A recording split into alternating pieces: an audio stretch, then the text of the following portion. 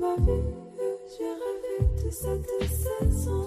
Les fleurs et couleurs, c'est la raison de l'incarnation de mes horizons, renouvelant comme une lunaison. Quatre saisons, la floraison. Et soulagement que nous nous amourachons. La belle unicité de notre dépassement. Belle passion. Et qui aurait pensé que tu serais le mien?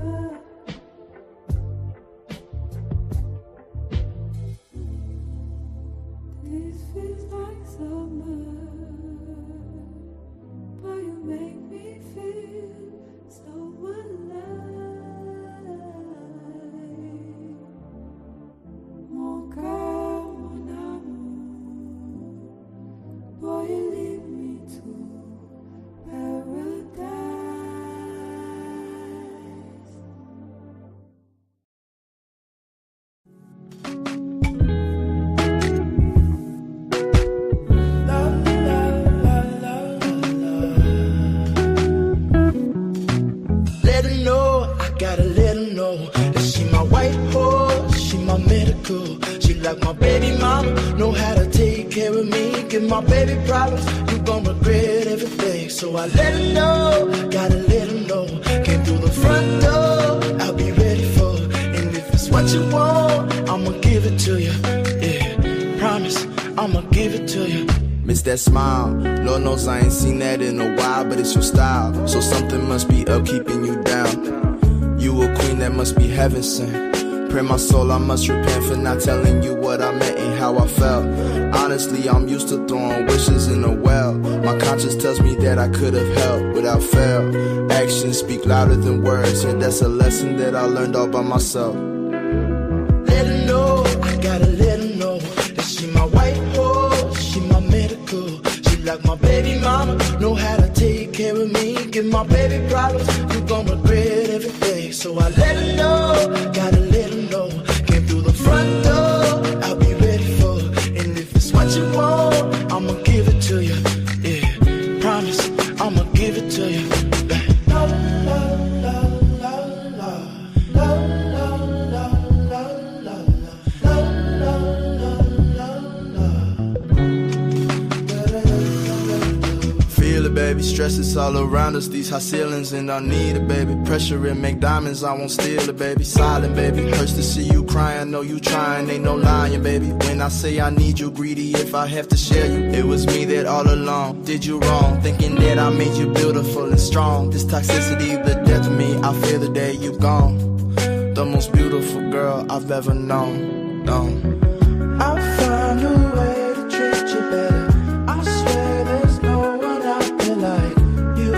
You teach me to be better. My talk is cheap, keep asking what I do. I'll fly you to the moon and hope I'll see you soon. I'll find a way to treat you better. No problem, I'll do whatever. Let her know, I gotta let her know that she my white horse, she my medical.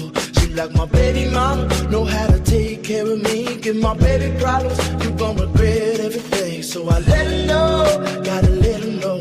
Came through the front door, I'll be ready for her. And if it's what you want, I'ma give it to you. Yeah, promise, I'ma give it to you.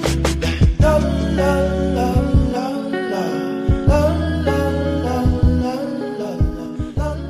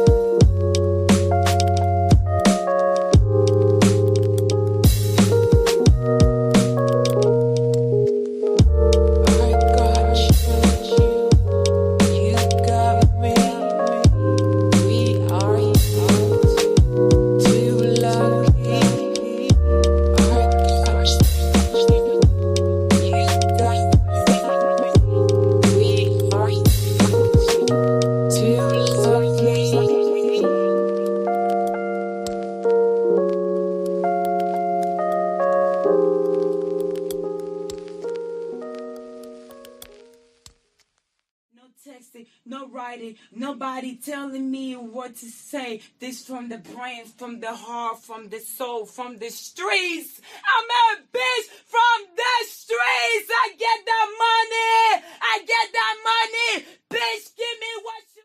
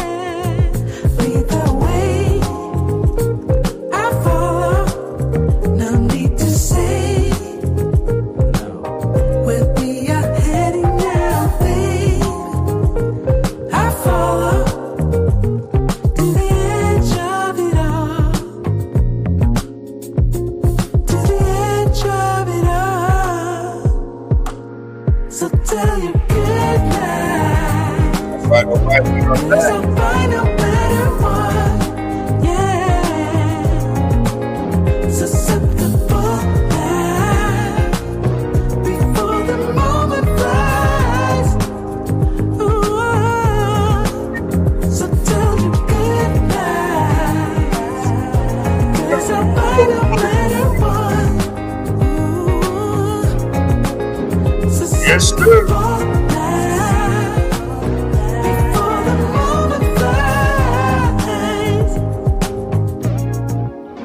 It's not a problem, no, 'cause I know what I'm getting into. Yes. Yeah.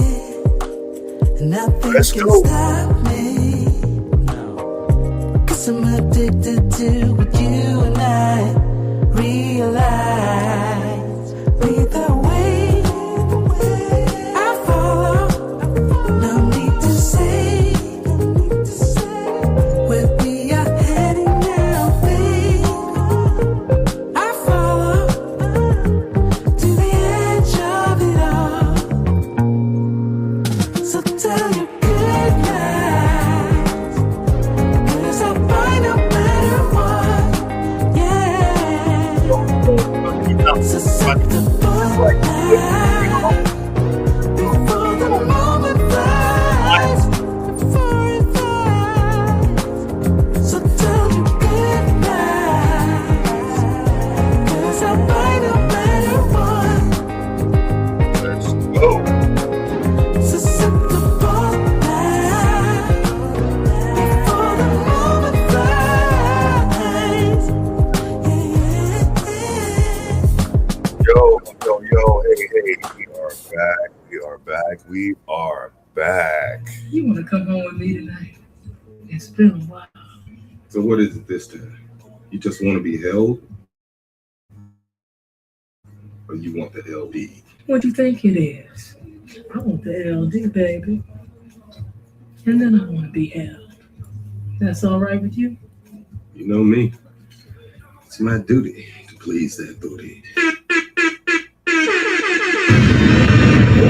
All right. What's good? What is happening? What is going on? You are here of another edition of the Black Bottom Roscast, where we are here to bring the real, have grown folks conversations, and have a good time doing it. I'm your host, Ross Lee. I'm your MC. I'm your DJ. I am your orator for tonight. Shout out to everyone that's tuning in tonight. Shout out to all my A1 Day Ones. Shout out to my moderators. Shout out to everyone that tunes in on the replay gang. Shout out to everyone that tells a friend, that tells a friend, that tells a friend to tune into the Black Bottom Roscast.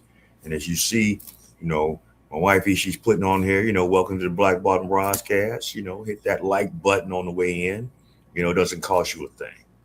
You know what I'm saying? Don't cost you nothing. And if you are new, please subscribe. I'm trying to hit a goal. I'm almost there. And once we get to that, we're gonna be off to the races, y'all. Um, Shout out to everyone that gave me this weekend my birthday flowers. I really appreciate all the birthday love that a lot of people gave me online, gave me on my Facebook page that are friends with me or follow me on Facebook. I do appreciate all the salutations and all the well wishes. Yeah, I did have a good time. Um, my weekend wasn't long enough. I did take the family to the Sox game on Sunday, and even though it was a 2.5 hour rain delay, and it kind of wore us out, and it started like right at the beginning of the damn game, and it's like, oh shit, we was just getting into it, but at least the Sox won. But I'm seeing that they are tied right now, so hopefully they pull that out. I hope everyone other than that had a great weekend. I hope you're having a wonderful week. I'm doing fine, and I hope you are striving to be the best version of yourself. It's been a lot of things. There've been a lot of other stories that's been going on with this Sydney Star or Sydney Favors, you know, tobacco that's going on in Atlanta. And what it's really showing me is that we are in modern day Sodom.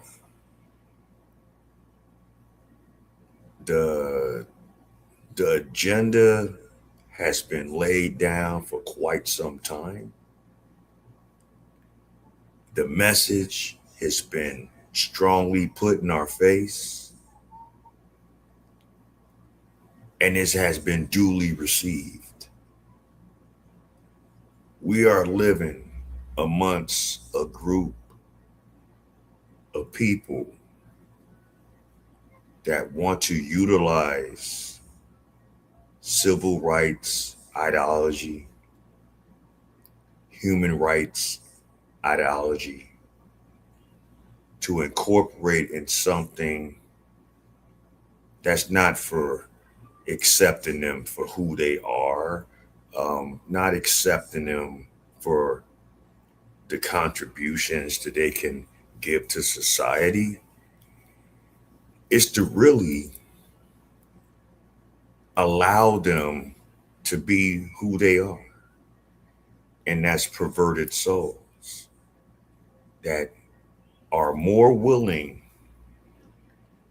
to go over and beyond to put out their agendas, whether it's in television, whether it's in schools for children, whether it's in movies, whether it's in books, whether it's in everyday life, even in politics, to twist this whole narrative of inclusiveness to really tip the scales of how the world is supposed to be.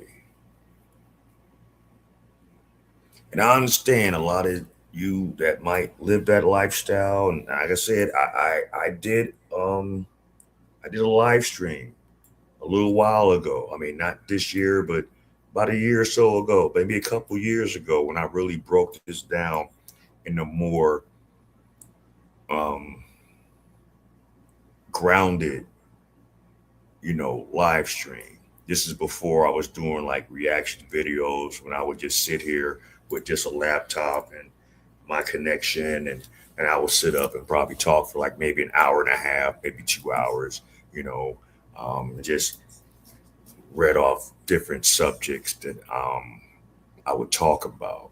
I think maybe one day down the road in the future, I might just, just one day just do that just to get away from all the other things and just stick on one subject matter and just talk about it and just get, responses and, comments from, the people that tune in. I actually I got a lot of pushback from that. I got a lot of people that once, called themselves associates or friends, as you may want to call it. And they was like, man, I never thought you thought like this. And my whole thing is this, and I'll say I said that once, and I'll say it again. We're in 2026 now. I said that probably 2024 maybe. I don't care how you live your life. You know what I'm saying? I don't care what you do behind closed doors. I don't care what you do in between the sheets. But what I really care about is how you want to put this narrative onto our children and confuse our children. We're going to talk about that as well, as far as how far that has went, because I know a lot of you guys have seen, the viral video or the viral picture of the little boy that went to school and in a girl's schoolgirl dress. And the school was like, hold on, no, we're not doing that here.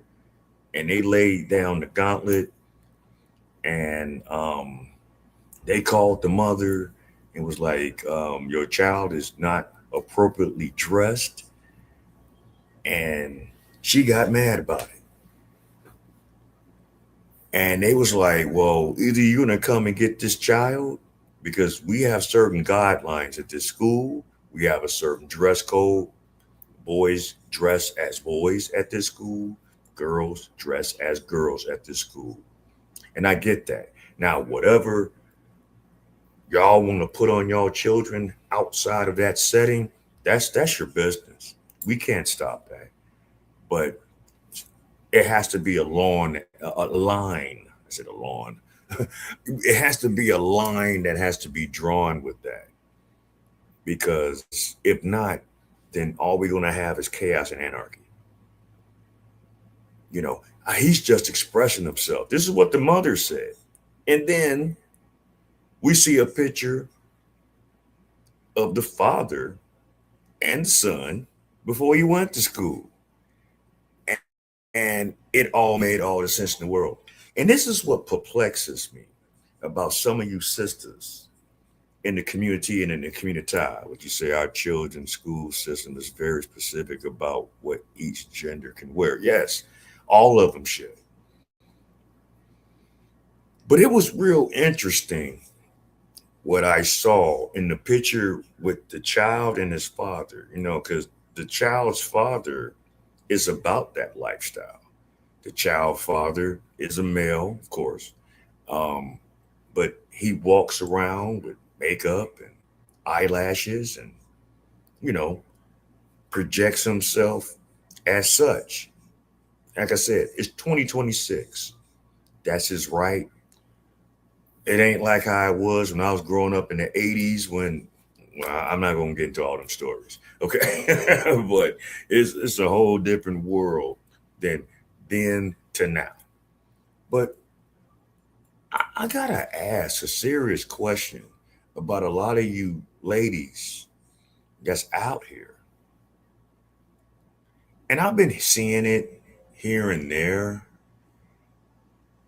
It's like the genders have really changed because some of you ladies in the black community, and I haven't seen this in any other community. I'm quite sure it's going on in other communities. There's probably more under wraps. But I'm seeing more and more women in our community engaging with gay men. There are some women out here that say, hey, I don't mind dating bi men. And then you wonder why the STD rate in our community is as high as it ever been.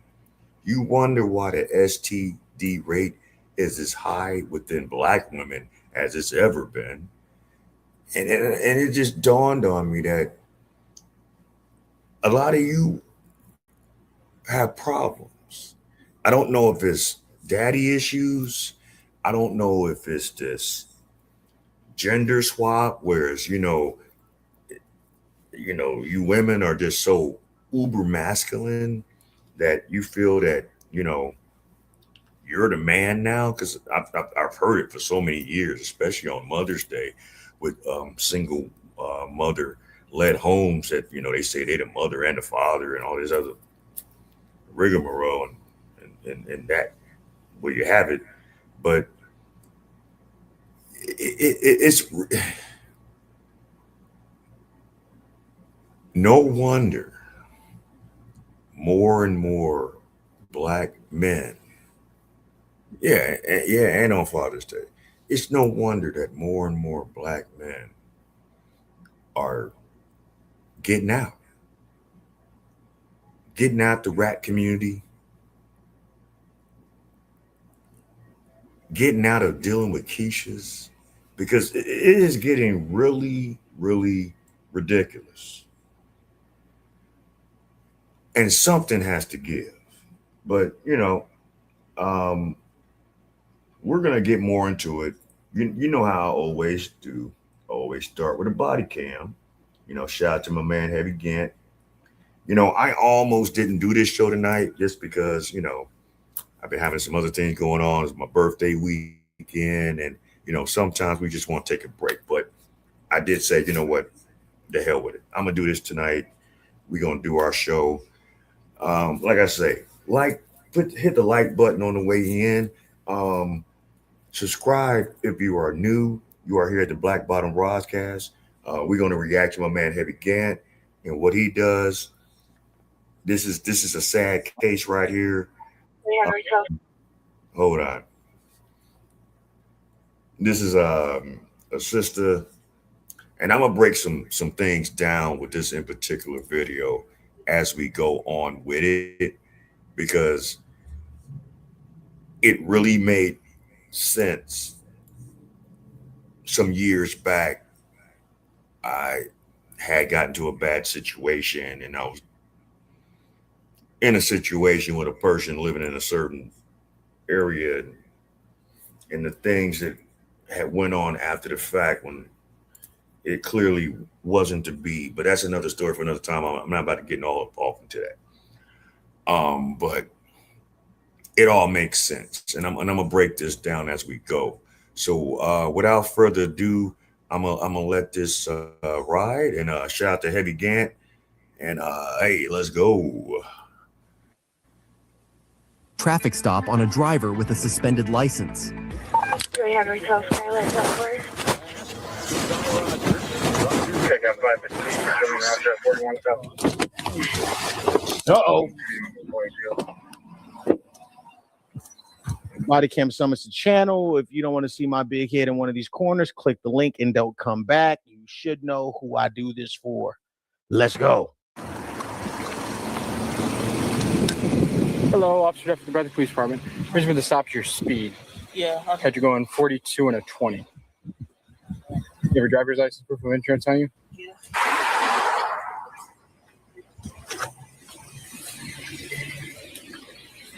Is it Jania?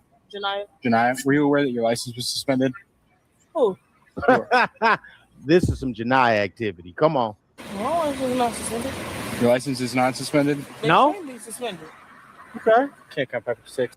I mean, they said it's suspended. It's suspended, but right away we seeing the energy of a sugar bear.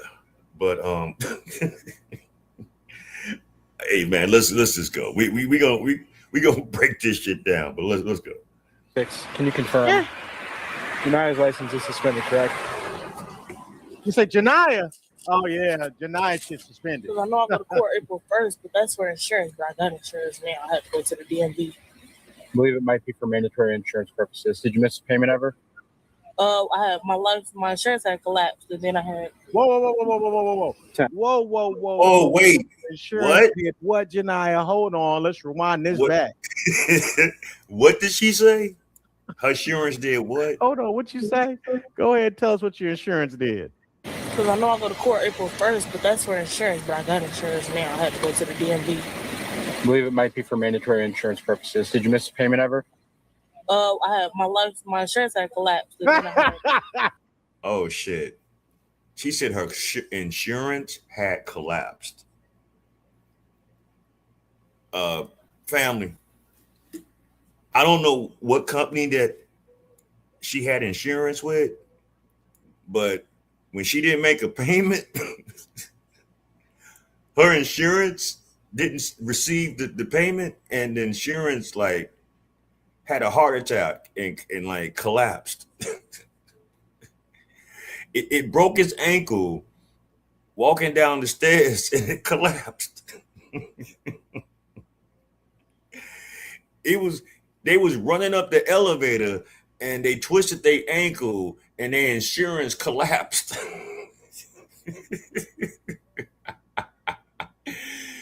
They was jogging on the beach. The insurance company was jogging down the beach, right? And it got too hot and they didn't drink enough water. And the sun was beating on their back and the insurance collapsed. What in the fuck? People. And this is in Illinois. And this is what really hurts me about certain parts of Illinois, especially from the south all the way to the southern suburbs. There is even some out west as well. I'm not going to just totally be biased because see, I'm originally from the south side, so I can say this shit. The south side and the south surrounding, Southland areas ain't what it was when I was growing up. The educational level of our people is beyond remedial. It's beyond. It ain't even remedial. It ain't even special ed. It ain't even short bus. It's down in the bellies of dust of hell. You got hell, you got purgatory. Well, you got purgatory, you got hell, and then under hell, you got the dust of hell. That's where the fuck it's at. I don't know what you call that, but it's something. Her insurance collapsed, y'all. All right, let's go. 10. Is her suspension due to insurance purposes? Oh, yeah. No, well, it has to be. It collapsed. It has to be for insurance. I know my insurance collapsed.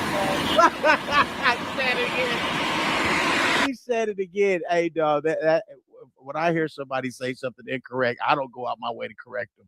What was that you said, ma'am? Please say it again. Come on. Yeah, so it's for mandatory insurance purposes. So I believe you got a ticket for insurance at one time. Okay? I know that. I know all they did was when I got pulled over by Skylar, he was like, "You don't have insurance." But I showed him a card and he was like, "Where's the plates suspended?" And then I had got new plates. Mm-hmm. So now I don't know why my license is suspended. Well, you still would have to get insurance, young lady, regardless. You know what I mean? Insurance is what you have to continue to get. You have to maintain. Yeah, well, currently your license is suspended, and unfortunately, we do have to tow the vehicle, okay? Damn. Give it a call for a ride? Is it somewhere? Is it because she? No. Due to our department policy, we have to tow the vehicle if someone's license is suspended. We have to. We don't have a choice there. They have to. I didn't even know my license was suspended. Now they got to tow the vehicle. So there's no way. In the suburban areas, whether it's the south suburban areas or whether it's the western suburban areas, if you driving around with no insurance and your license suspended, sometimes they might let you go as far as not going to jail. You're going to get your citations, but they're going to tow that car. All right. So, all right, come on, let's go. Ma'am, your insurance collapsed. You're supposed to know if your license is suspended or not. Is that way you can take it to my house? No, it has to get towed. No. No, the vehicle has to be towed. Due to our department policy, we have to tow the vehicle. We have no say in that. If it was up to me, I would say yes, but it's department policy. We have no discretion. So when can she get her vehicle back? She can get it back today if she wants to. How much? For how much? You have to pay the admin tow to Bradley, which is $500, and you have to go to $500. Trust me. I messed around some years ago in Bellwood, riding dirty, trying to get my life together. Just got a car, didn't have the proper things that I needed. Did got pulled over in the same situation. The $500 is not what you pay to get your car out of the impound. The $500 is what you have to pay to the police department to give you a waiver to get your car out of the pound. So before you even do that, if nothing else, you gotta put insurance on that car before you can even go to that pound and get it out.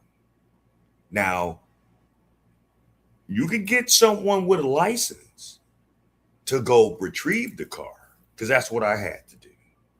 You know, I got the insurance on the car. I had to break my ass and get $500 out the wheel. It took some days, but I wound up getting that. And then I had to worry about going to the impound to pay whatever it was for the tow and the daily storage to get it out with a licensed driver. After that, I did it no more. $500 is the ticket. Insurance has to be up to date, and then you pay the storage fee. Yep, exactly. Shout out to my sister-in-law, because she looked out, because she was the one that had the license to get my car out. After that, no more. See, this is the kind of shit that we used to be able to get away with in the 90s and the 80s, even the 70s, you know, shit like that. Man, this is 2026, man. That shit ain't happening. Hell, that happened, well over 7 years ago. That shit ain't happening no more, man. You know, we in a new day. You got to have your shit together. And if you ain't got your shit together, you needs not to drive. But come on, let's go. She's about to find out the hard way. She 20. She got time. Men's. It's a lot cheaper getting insurance, ain't it? And this right here, I don't like this type of shit. I don't like it when people get jammed up and then you got to send a tow truck, and then can you tow it to my house? Nope. We're gonna tow it to, you know, they're obviously going to be contracted with some tow truck company. So you got to tow it to their yard, and then that impound yard, every single day you don't get it, it's going to be a little bit more expensive. So I don't like that. That's why I make sure to have insurance, so I'm not in this situation right here. Come on. Fee to them as well. Even if you just have a situation where you ain't even got your license could be revoked. Your license could be expired. Your license could possibly well be suspended. If you ain't got that insurance, oh, you fucked. You are fucked. They'll give you a warning, maybe. No, you're definitely going to get some tickets. Yeah, it costs. Cheaper to get that insurance, man. It's cheaper to get that insurance. It's cheaper to just be an adult and get your life right. I don't give a fuck if you can spend money on wigs, weave, eyelashes, nails, fake Michael Kors bags, and fake Gucci and Chanel bonnets and all this other stupid shit that y'all be buying, makeup and all that other shit. You can get insurance. You can, if nothing else, I'd rather have my cars fully legal and look like a bum. But at least I'm driving, and I ain't driving dirty. I didn't have plenty of situations, not as much as I used to when I used to drive dirty. But now when the police drive behind me, I don't give a shit. Because you know what they do when they drive behind you, they run your tags. Then they'll run it. They'll be running it. They be trying to find something. They be trying to find something. They be following you for about 5-10 minutes. They still can't find nothing. Damn. And they turn off. When they turn off, you know they like, damn, motherfucking nigga. But anyway, let's go. When did my license get suspended? There's your problem right there, is that your mama should not be the one who knows. That's something that she should know as an adult young lady. She should know about her insurance, should know about, all of that shit. That is not for your mother to have to deal with. That is not her burden. Your mama got her own insurance and got her own bills she got to pay. Don't add to that. But a lot of times we raise our kids this way. This is why they have Arrested Development. You know what I mean? They got to be prepared for this shit. That's what I'm saying. What are you saying? Oh, okay. Mama's spoken. The man put me over and he was like, my license is suspended. In this situation, our records are saying that your license is suspended and we're not just going to sit here. Yeah. You have the right to appeal it. You can go into the station and fill out an appeal form.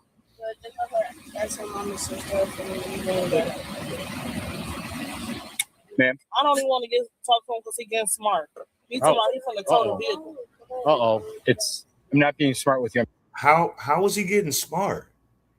He just simply said, we got to do what we have to do right now. And if you have an issue, you can file an appeal.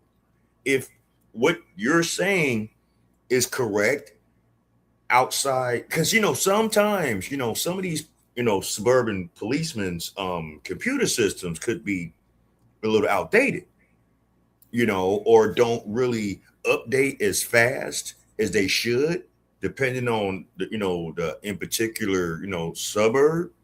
It could happen. But right now, there's really nothing you can do. And if it's coming back in their system that you ain't got insurance and you're not licensed, legally, your license suspended, there's really nothing you could do. But if you already would have had that shit together before now, it wouldn't have been a problem. See, this is this half-ass mentality that a lot of us in our community do. We try to get over on the system instead of just working with the system.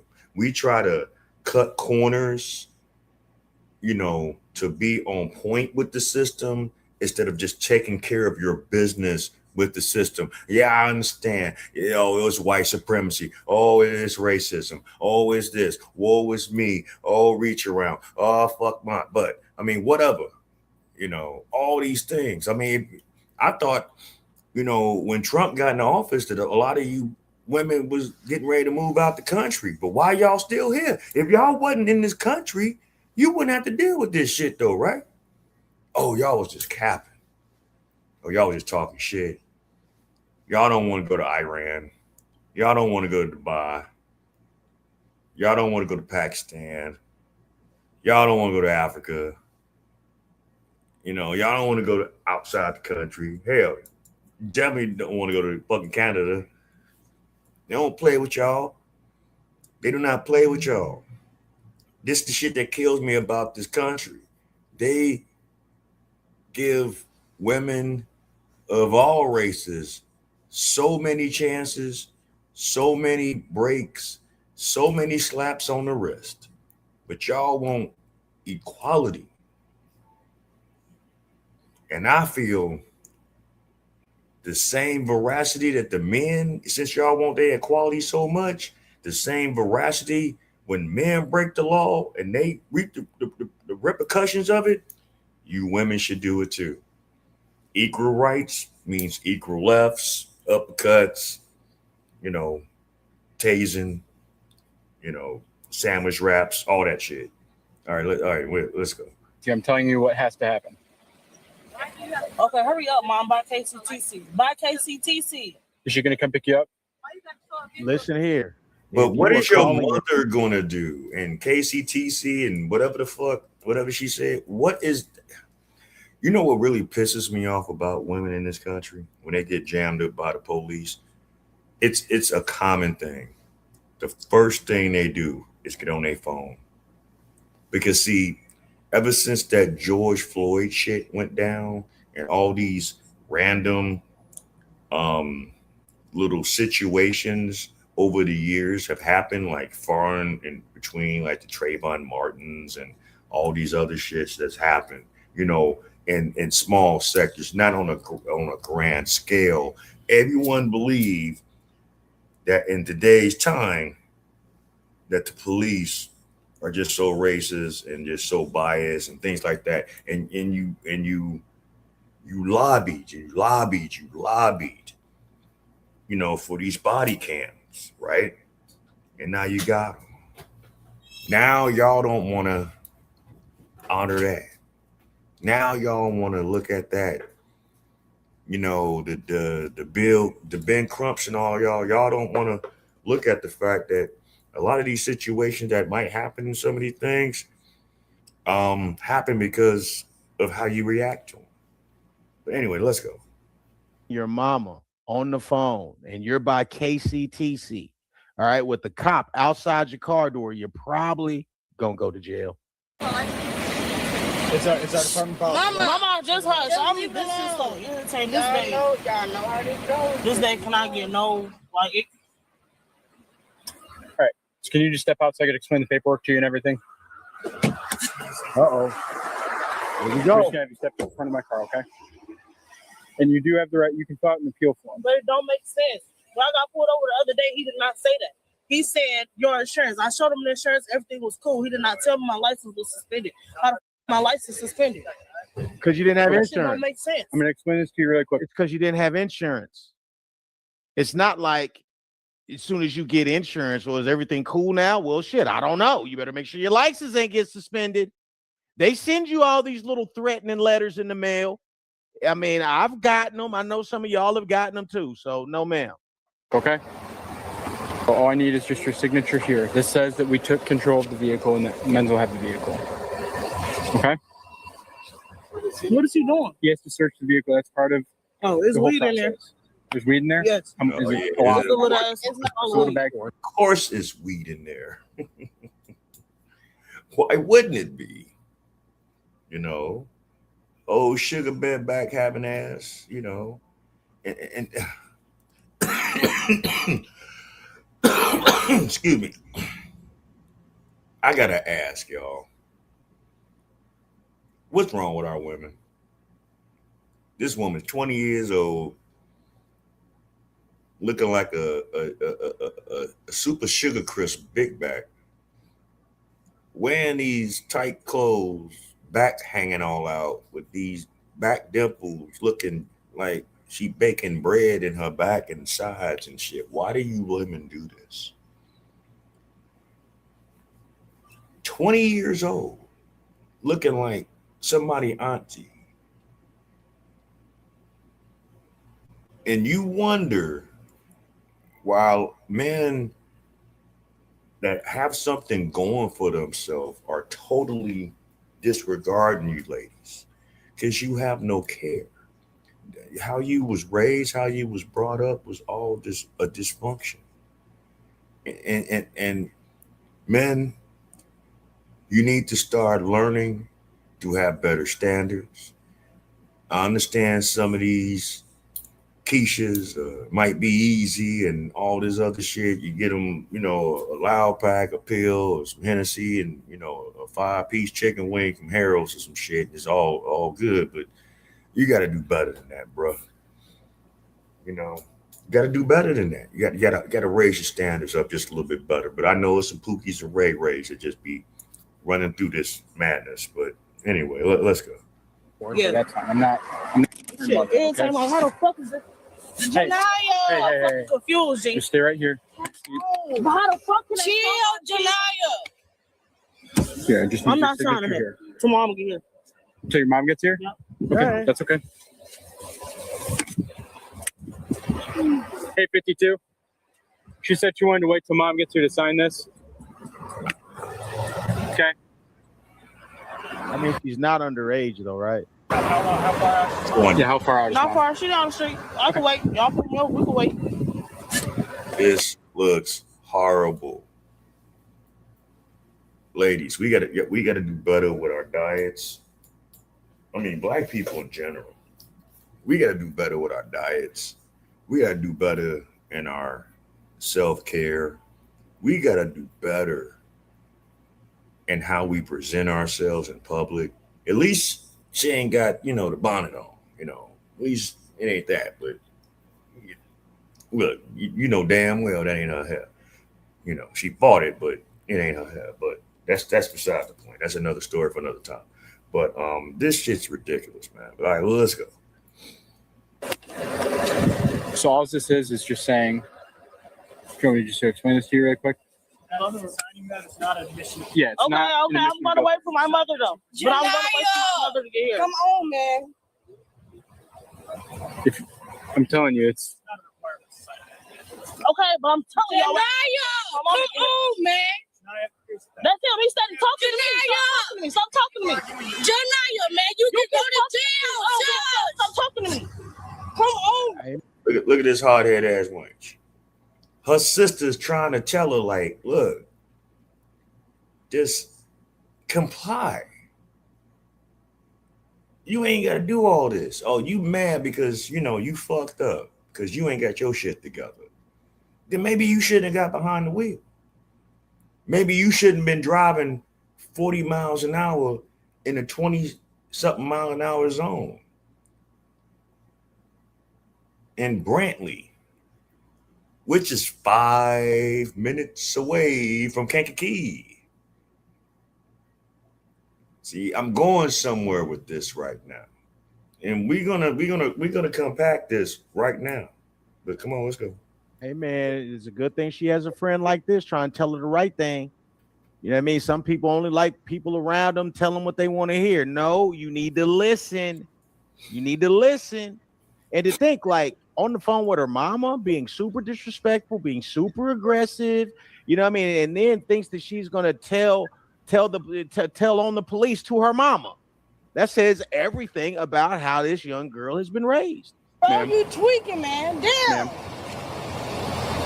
This isn't an admission of guilt or anything at all. This is just saying that we took control of the vehicle. Let me read it. That's what I wanted you to do in the first place. That's the thing, though, man. So a lot of these children can't read. And she ain't no child. She's 20 years old. But a lot of these kids can't read, man. Real talk. That reading off of an index card shit is real. So think if you can't read. Think if you can't read and think if you can't comprehend. Think of how mad you would be. Okay. This is why they be Those are all mad. carbon copies. It's all the same sheet.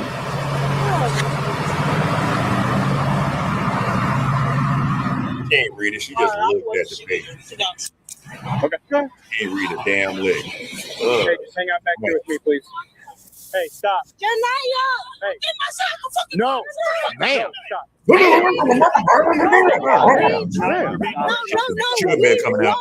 Stop. What if y'all arrested her first, bro? We're detaining her right now. We are detaining her. Stay More of justice. over there for her. She's being detained. Stop. She really came out of Naya? Uh-oh. about to hold up. Anaconda of equality. Y'all Not an anaconda. I just like to say it. Hold on, man. Do y'all see this? Do y'all see this? What's up with that elbow? She don't use enough moisturizer, man. That elbow look like she be like elbowing like bricks and shit for like when she bored. That elbow look like you can light like don't you know those wooden stick like matches? Like if you need a light and she around, you can like just light your match up under her elbow and shit. Oh God. Our people. Anyway, let's go. I know I'm being petty. Janaya, calm down. What are you taping for? Like seriously, what are y'all taping for? At least this was the friend that was actually saying something positive to her.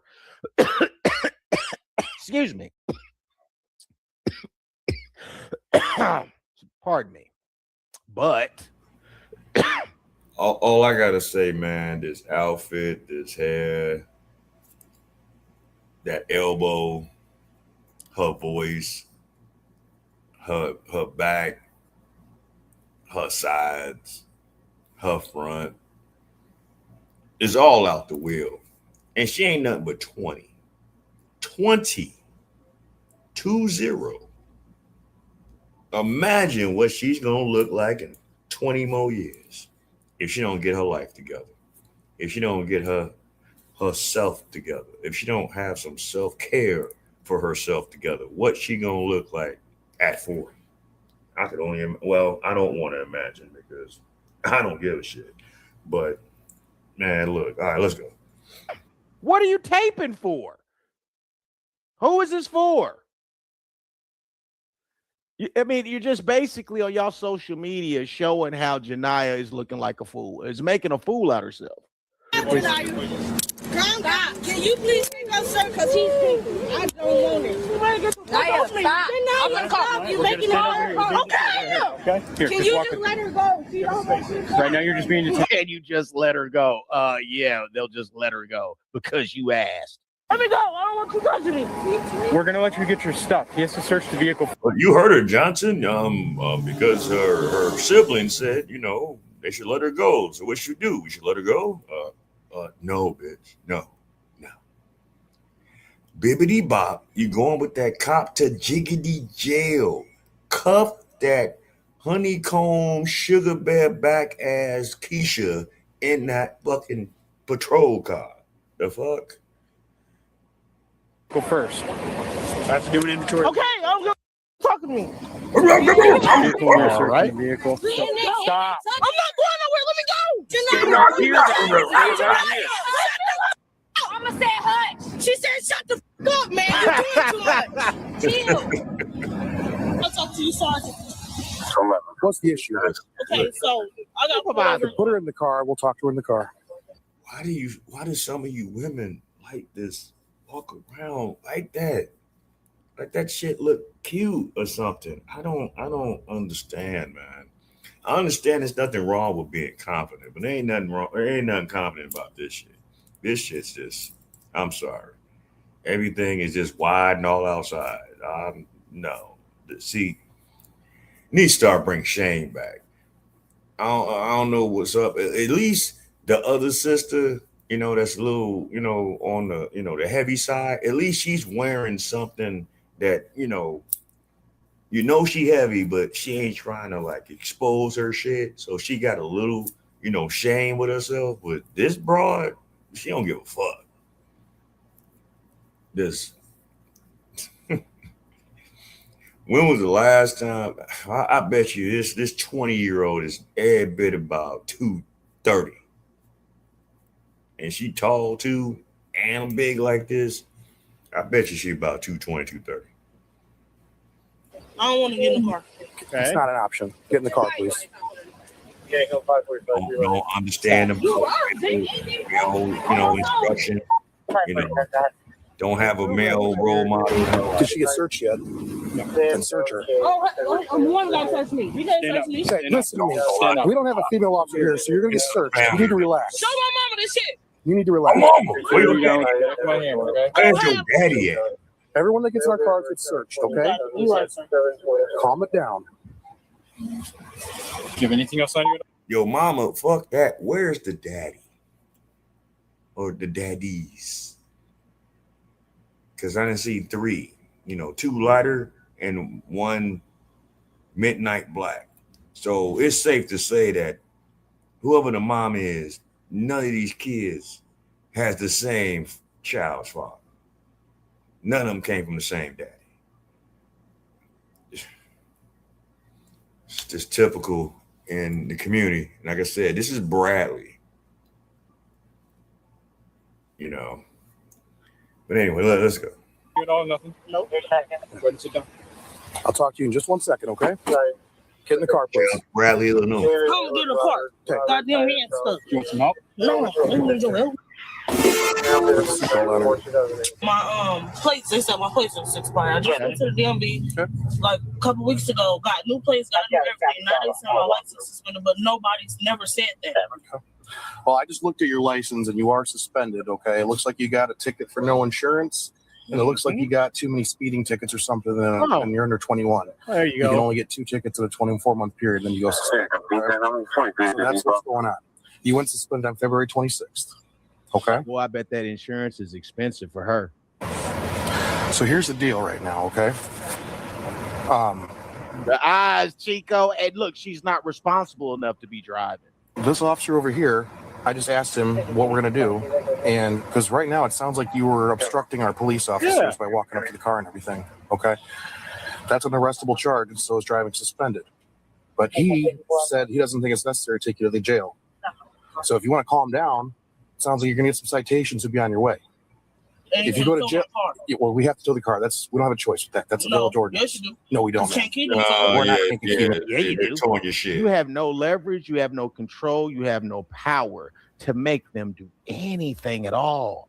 And see, and there's so many black women in the community that feel because they aggressive and big backed and act the way they act and can get all these assistances without the help of a man, which they are getting help from a man. They're getting help from white zaddy.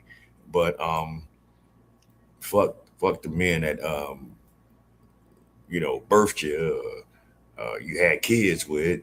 All you want to do is take their resources, because that's the perpetuating thing that has gone on in the black community for many, many, many decades. So this is why this is the outcome of this. This is the outcome of no structure in the home with a balance of a woman and a man. This is the outcome of the entitlement that a lot of these women get, taking advantage of the system. And just to let you guys know, this is in Bradley, Illinois. She was talking about how, well, this didn't happen in Kankakee, and Kankakee is 5 minutes from this area. So I can almost bet, and I'm looking at her mannerisms and how things is going in this. I can almost guarantee that these people live in Kankakee City. And if it's one thing that I do know, and I know this from experience, from actually being out there some years ago, the black community in Kankakee is all fucked up. There ain't nothing but government assistance, single mother ran homes, apartments, complexes.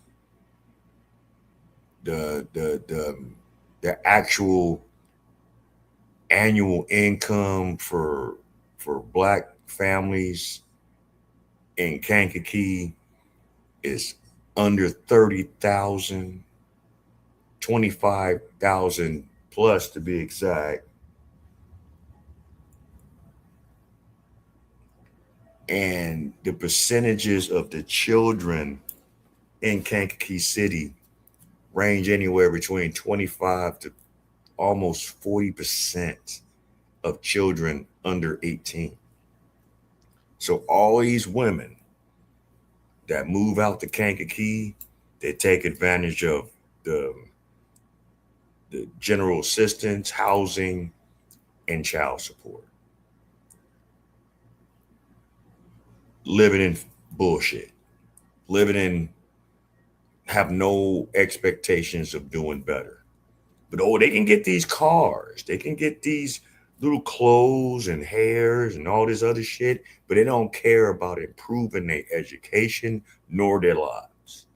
It's a shame. Trust me, I've seen it firsthand. But all right, well, let's go. You about to see a typical Kankakee family right here. She's and again, is this person gonna learn? I don't know. Probably not. Probably only gonna learn the hard way, like most people, right? Especially when she has folks around her telling her the right thing, and she don't want to listen to that. Is she gonna learn here? You think she ain't heard? Ain't nobody told her? So again, like maybe I don't know what the situation is with mom. I still tend to think that she was raised to be entitled. That's why she was on the phone with her mama. But I mean, come on, man, look at this behavior. You think somebody didn't tell her, boy, you better quit speeding. You better quit doing this. You better make sure you have insurance on your car. I'm sure she heard that shit. She just is stubborn and hard-headed and gonna do what she want to do. In addition to being raised in an entitled fashion. You see, sometimes you can raise a kid in an entitled fashion, but you're still telling them the right things while raising them in the wrong way. Does that make sense? And we're Right, Bradley. I can tell. I know. Bradley's different. Yeah, I know. Can I get out this car? In a second, like I was just explaining to you, right now, you committed 2 arrestable charges. Now she said she just mentioned, oh, Kankakee didn't do this. That ain't Kankakee, though. It's Bradley. Don't get me wrong. In Kankakee, it's pretty even amongst blacks and whites. There's more whites out there than blacks. It's roughly about 44% of the population is white. It's 40% population of black, and there's 24% of population of Hispanic. Right? Hey, what's happening? But the tragedy, let's just do some numbers right quick before I go on with this dysfunctional bullshit of what we're watching right now, right? All right. Hold on. This was one thing that I pulled up earlier. Hold on. Kankakee County's content statistics. Total children in Kankakee City, Kankakee, Illinois. Approximately 22.3% of Kankakee population is under the age of 18. Child poverty rate. 15.8% of children that live below poverty line in Kankakee County. That's throughout the whole county. All right. I don't got no lights out here. It's dark out here. I'm on my way to Chicago to chill at one of my people's. Hey, man, y'all, you be safe, okay? I understand. We had that situation at the last storm out in the western part of the state, and it's crazy. This has been a crazy storm-filled year. But I'm just bringing up some percentages of what's going on with this situation. All right, here we go. In the city of Kankakee, Illinois, blacks or African American population is approximately 9,500 to 11,200 people. That makes up roughly 40% of the city's total population of about 2,400 residents, right? City versus county demographic breakdown. While the black community comprises of 40% of the city of Kankakee itself, the border Kankakee County has the total population of around 107,000, where black residents make up about 15%, roughly 15,500 to 17,000 people. That's because Kankakee County is a higher living. It's Kankakee City that's broke. Kankakee City is the old block of Kankakee County. Kankakee City is the Inglewood of Kankakee County. Within the city limits, white residents make up roughly 30 to 44%, depending on Hispanic or non-Hispanic. Classified as Hispanics or Latino residents make up about 24.5%. Why am I saying this? The percentage of blacks that live in Kankakee City are one of the most poverty-stricken communities in that area. And when you have a poverty-stricken area that works off of public assistance and government assistance and single family ran homes and have no male figures or any male structuring or any fathers in the home, this is what we come up with. This is what happens. You wind up with big sugar comb, dig 'em smack back ass bitches like her that's raised by their mamas. They don't give a fuck either, acting the way she act. All right, but let's go. No gratitude, no thank you, no nothing. She feels again entitled. Entitled. In a second, like I was just explaining to you, right now you committed 2 arrestable charges. I ain't doing nothing. Okay. Driver was suspended license.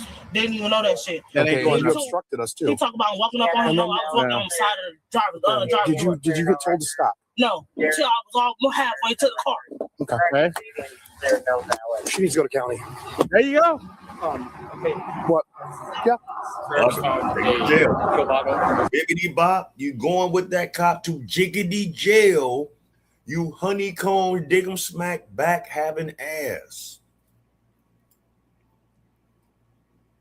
Shit's crazy, man. But it gets better. So come on, let's go.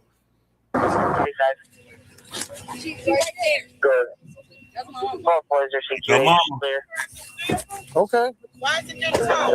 Because she's driving on a suspended license, She ma'am. didn't know her license was suspended. Okay, that's not a defense, ma'am. It's being. I'm telling you, the bigger the bonnet, the bigger the her problem. car. She's driving a suspended license. Car's being towed. Okay. My car have insurance and everything. Okay. In Bradley, we have an ordinance that if you're driving suspended, the vehicle gets impounded. Okay. Okay. What? And she's going. You see why she was on the phone with her mother? You see why? And I don't doubt that this mom still told her daughter a lot of the right things. It doesn't matter if you're raising them in the wrong. No, she didn't tell her to write nothing. She just let her ass get the car. And now this is when you're going to really see the dynamic between Sugar Smackback and the other 2 siblings of lighter complexion. How this mother talks to her, the daughter that's getting arrested, opposed to the daughters on the side. That one of them, I mean, both of them actually tried to tell Dig 'em Smacks to fucking calm down, but she wouldn't listen. You're gonna see the dynamic of this shit, and we're gonna break that intellect down, because the shit is sad, and I see it in a lot of homes, especially in our community. And this broad right here, she's the problem. She is the problem why these YNs are out here all throughout the country. Mothers like her is the reasons why you got YNs and these so-called baddies that ain't bad at all. They bad looking, they might be bad smelling, they back might look bad, but they ain't no baddies. But all right, but let's go. The wrong way. And that's what I think, just based off of this, what I'm seeing thus far. And it ain't just because she got on the uniform of the spirit of disobedience. We've seen women with bonnets actually be the voice of reason, oddly enough. That's not the reason. Going to jail today too. Why she's going to jail? Because she obstructed a police officer. She wasn't listening. She's going to jail. She wanted to keep resisting. She's going to jail. Where's she at, sir? She's in the back of that car, and you can stay right here. I just need to talk to her. You can talk to her in a minute, okay? You can stand right over there. We're in the middle of the road. You fucking kidding me, man? Who the fuck heard that shit in her car, goddamn? I didn't have nothing in her car. Melvin didn't have. I didn't even go in her car. I was in my car. Where the fuck they She's got a stun gun in the car as well. She does not have a FOID card. That's another charge. She got that. All right, just to keep in mind, for those that's this late, she did admit that it was weed in the car. Later on, during the investigation of searching the car, she had a stun gun in the car, which is illegal to own one if you don't have a FOID card. But all right, we're gonna let this finish. From the beauty supply shop, sir. A stun gun, you have to. I don't need you to talk. Let them talk to You me. have to have a FOID card to have a stun gun in the state of Illinois. So why would they sell it then in the beauty supply? Ma'am, I don't understand. That's a fair question, Mom, but still, your kid can't. Just like you can go to Swaparama and buy a 12-inch blade at one of them random stores. It's legal to sell it. It's just illegal to carry it in public, dumbass. Okay? It's legal to sell it. but you better know the repercussions behind having it. But our people know so much. You know, the most educated, these are the most educated. You look at it, the most educated. All right. Can't have it. You see what I'm saying? Like I said again, man, I was talking to my girl and I said, man, my God, what type of monster would I be that every time I got in trouble, every time I got arrested as a kid, every time the teacher called home on me, every time that I got suspended, my parents sided with me. What type of monster would I be, man? Unbelievable. Anybody will sell you anything if you're going to give them money for it. Yeah. It is up to you Yeah. to know the laws and be responsible. There be all types of illegal shit going on at them beauty salons and hair places and boutiques and all that old shit. All types of stuff be going on in them spots. Stand them. Where y'all taking it to? That's toy. No toy. Man's toy. Where that's located? Commerce Drive in Bourbonnais. We'll give you an address. Get this bitch out, man. This got him. So here's the thing. I tried talking to your daughter. 52 just I was trying to give her a chance to not go to jail today. She don't want to hear it. She wants to say she didn't do nothing wrong. She's got an no. Here's the thing. She's an adult. She knows better. When the police tell you to stop, you stop. We're not playing this game.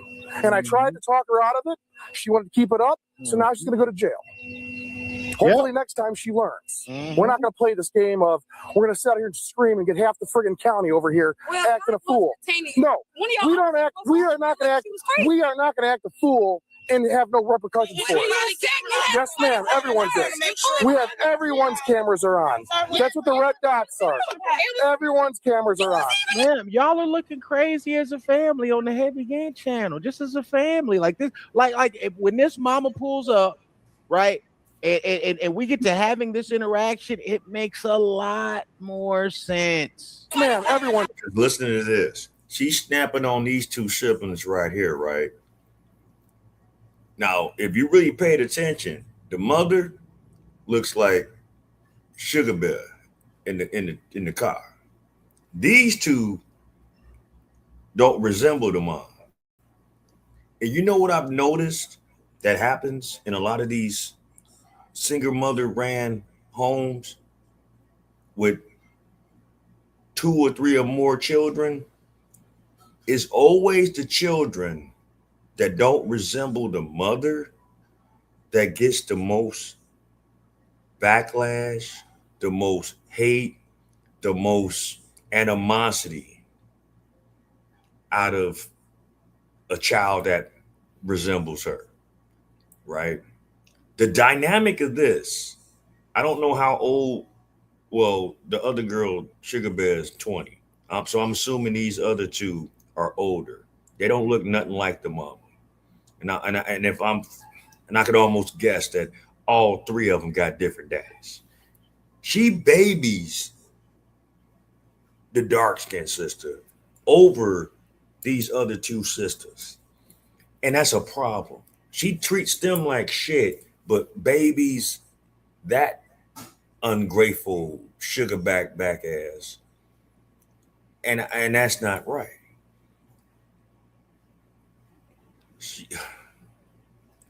I would elaborate more on it, but you're kind of getting the dynamic right now if you're really paying attention to this body cam. So all right, let's go.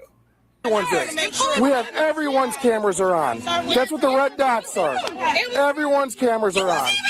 He the one told her to calm down. She was calling with him. He came over and started grabbing her. So obviously you think if she was told to stay back and wasn't, then yes, he will grab her. Okay. This is why she gone, because y'all don't know how to shut the fuck up. This is why she going, because y'all don't know how to shut up. Really? That's why they're going. It's not because of her actions, not because of what she did, not because of what she didn't do, not because she wouldn't listen. You see, mama pulled up, jumping on everybody else based on that girl's behavior. That's why she acts like that. That's why. Okay. We have dash cams, body cams. We can play it for everybody. And not to mention, you got, I guess that must be your favorite daughter in the back seat of the car, right? The police telling you that she was acting a fool. Your other daughter's telling you she's acting a fool, but mama don't want to hear that. Why? How it's not her fault? Play it for everybody. We are not going to do this. Come on, you saw it. Okay. Like this. Okay. She gonna have to. She's going to be, yeah. Just get her out tomorrow. She come back. Man, that's some bro. This some bullshit, bro. And then if you notice, the damn side of the back, passenger side back door was all dinked up. So that just shows you another thing. Hell, broad don't know how to fucking drive if she did that shit to the car. And that's probably another reason why her damn license is suspended. Or she ain't got no damn insurance. And probably didn't have no insurance then too. This a mess. This a hot fucking mess, man. Get y'all shit together.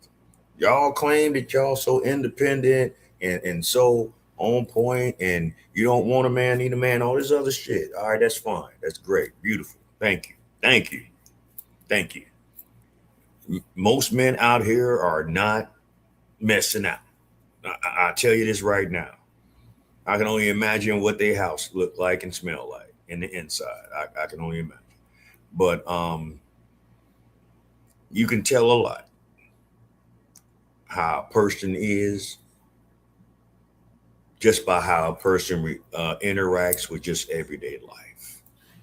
You know, and I'm not even gonna go any further with that. I mean, if y'all want to see more of it, I mean, y'all can go to the body cam. I mean, it is what it is. You can go on Heavy Gant's channel and check it out. My prayers to all those that right now on the south side, in the south areas, Southland areas, that's dealing with the tornadoes that hit.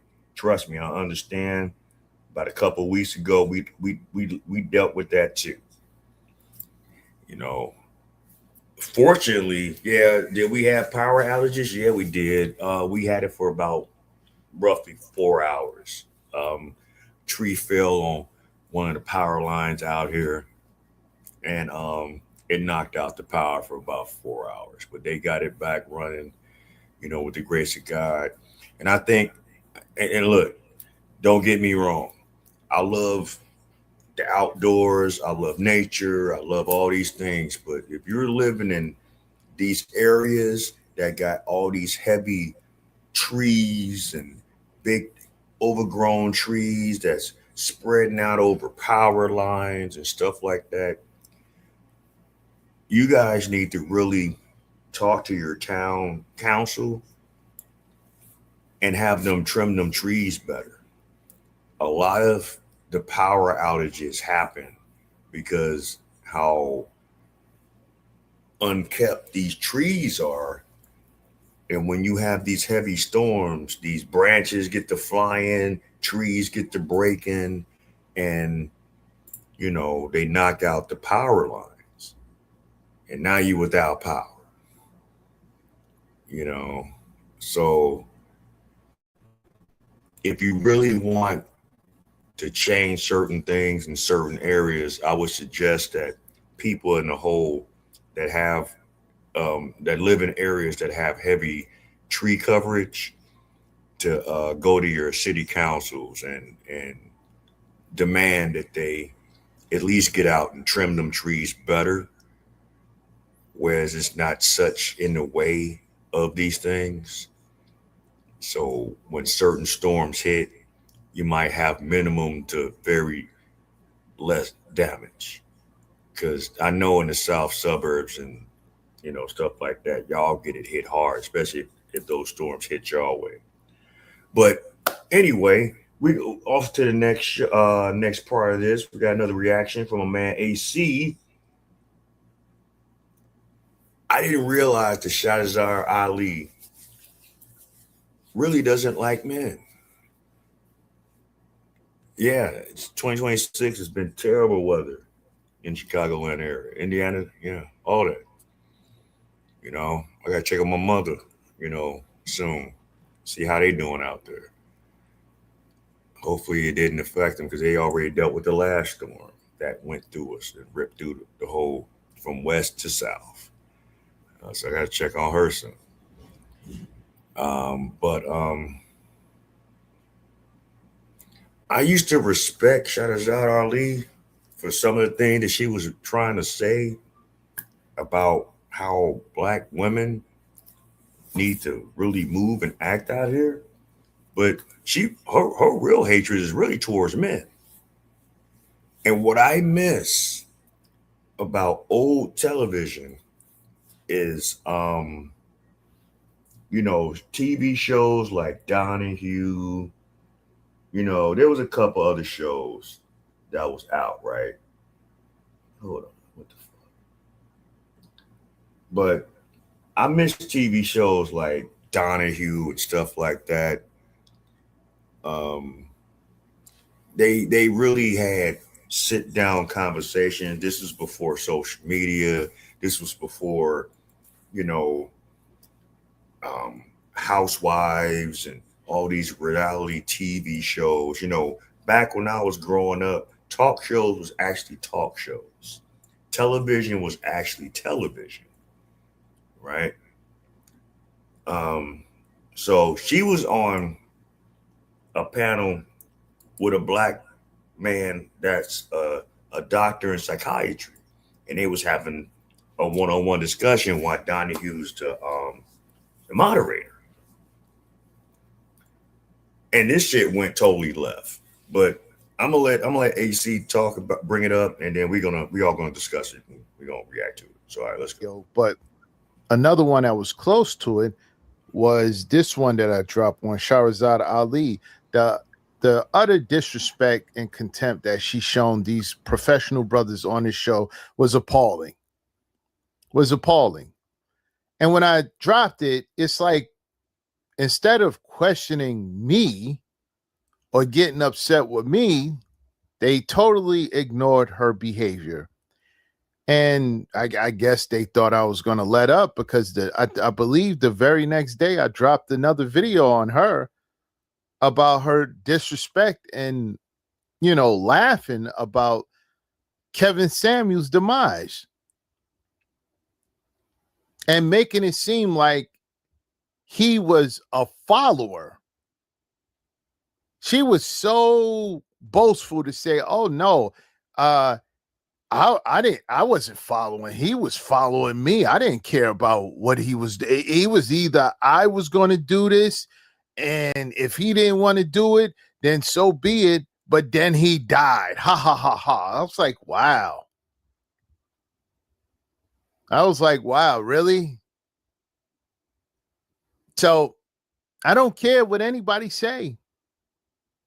When I drop these videos, you can question me, you can get upset. But one thing you can't say that I am is a liar. You can't say I'm a liar. I ain't lied yet. You can't say I'm a liar.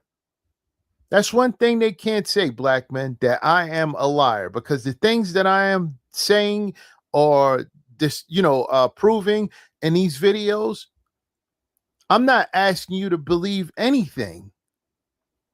What I'm asking you to believe is your eyes and your ears, not me, but what you see and what you hear. Salute, salute, salute. When it comes to Shahrazad Ali, I tried to tell brothers, stop shouting out these Keishas you think that are on your side. They're not.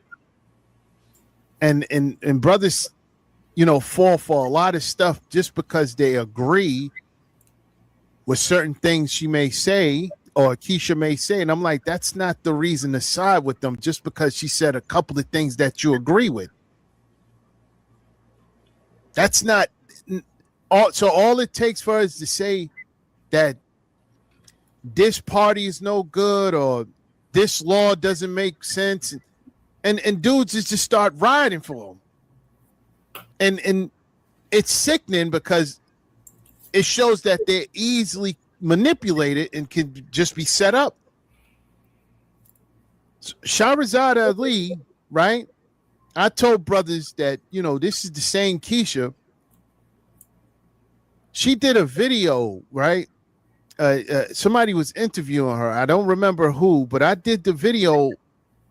I responded to the video on this channel, and I said that look how she's talking negative about Kevin Samuels.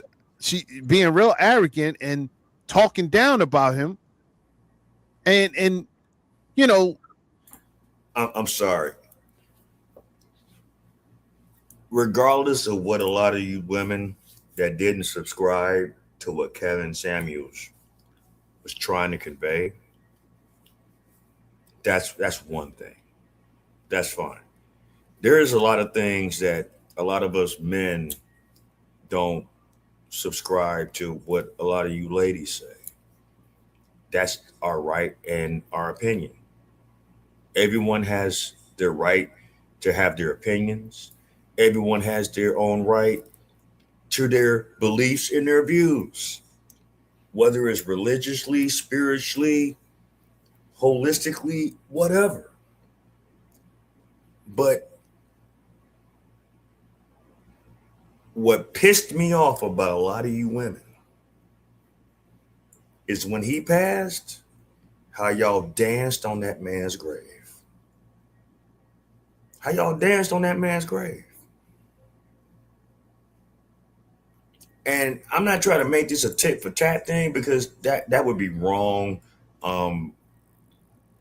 Men, we need to stop lowering ourselves when certain women get in their feelings and, show who they are emotionally at times. I mean, with disagreements and stuff like that, because they don't want to agree with what you have to say. I mean, that's fine. Like I said, you don't have to agree with everything a man says. And that's understandable. But where I draw the line at is when you make a mockery of a person's demise. Whether it's intentional or just being called to glory, naturally. That's been the problem with a lot of the generations up under us that has mocked the deceased. The karma that they've gotten, getting online, smoking on this and smoking on that and saying this, and look where that generation has become after they put that kind of energy out there. You should not do that. You should not do that. You are damning yourselves for a way greater karma than what that person might have dealt with that's no longer here. That's the last thing that you should do as a person, man. You are an evil, evil, evil person to laugh at someone's demise.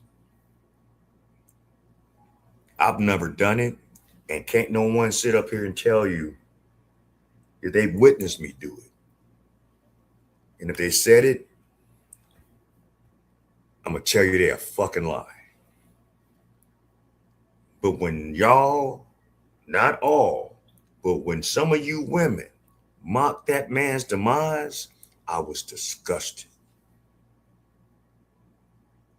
I was disgusted. And all he tried to do was help us. Help us be a better version of ourselves. Help us look at ourselves in a different light. Help us change ourselves for the better. Not to degrade us, not to disrespect us, not to put us down, not to be even petty, but to improve us. That's right, exactly. That's still someone's father. They don't care. These demons don't care. Just because you got that head crown on and you're about the Nation of Islam, that don't mean that you're righteous. I done seen some of the most demonizing people in a lot of different religious sects. Okay. That don't mean nothing to me. What religion you claim, what ideology you uphold. That don't mean anything to me. It's how you really move. You could put on a fucking show in front of a group of people and say all the pretty things and all the things that galvanize and energize the people. But if behind closed doors, you a piece of shit, you a charlatan, you a hypocrite. Don't mean nothing. But anyway, let's go with this, because this disturbed me. When I first saw this, I was mortified. But all right, let's go. Snickering about his passing. I did that same video here for the day ones that remember. And I said in that video, all he did was shout her out. All he did was shout her out. The disrespect and the ego for what? It wasn't surprising to me. I know who she is. I do research on people. You got to stop siding with Keisha's just because they say something that you agree with. Do the same thing with Candace Owens. They literally, I did a video about Candace Owens. You had a bunch of simps in there simping for a Keisha that's a Brad worshiper. It was nasty. And I was trying to tell them, like, listen, any one of y'all get pulled over and get sent to the upper room by, Brad with a badge, and it gets to her, and you've done nothing but just been pulled over, she will be trying to justify why Brad sent you to the upper room. Doesn't matter. And then she'll pull out, don't be arrested for an old charge. Don't, he got sent to the upper room because he had a charge, a weed charge in 2015, so he must have been high and he wasn't complying. Yeah, she would do that to you. She's a Brad worshiper. Oh, of course she'll say things about the Democratic Party that we agree with, but so what? I don't care if these Keishas say some things that you may agree with. They don't rock with you. And you're going to see just how, and y'all hold her to, y'all hold Shahrazad Ali to an even higher standing. You're going to see how disrespectful she is and how disrespectful she is to black men in particular in this video, to even Donahue have to call her out for it. A Brad. Let's go.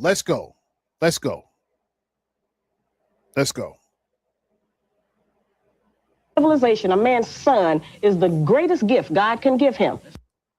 It has no relationship at all. He's not only disassociated from us, we are frightened, we are scared, we are vulnerable, we are left to have to turn to you. It is very natural that we would be attracted to the white man since you have more power and authority over our life than he does. Oh, wow. So I guess when a black man feels that he needs to go over to the white woman or any other race other than black women, then that's a problem.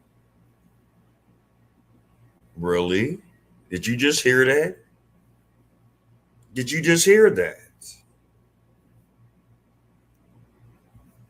Shout out to AC for calling this shit out and coining that phrase. A Muslim woman? A person from the nation comes out her mouth and says something like this? All right, let's go. Who said that? The wig wearer said that, right? The wig wearer stayed saying that. I'm gonna let you not gonna be interjecting too many. I just want to show you who she is and watch what she say and watch how she treat fellow, remember, supposed to be fellow black men. Watch.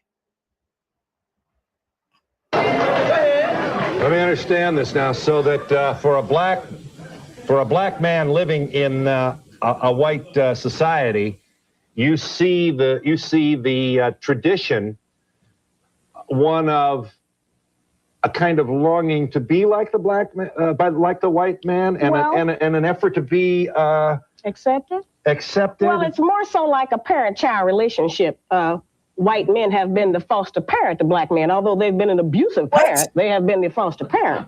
And so consequently, now that relationship is in turmoil because the black man is longing to go free, except he has lost any rationale or logic about what it is to be free and how to reclaim his position as man over us and father to his own children. And so that's left him in a very desperate situation that we no longer... So if the black man is to foster children to Brad, what does that make Keisha's?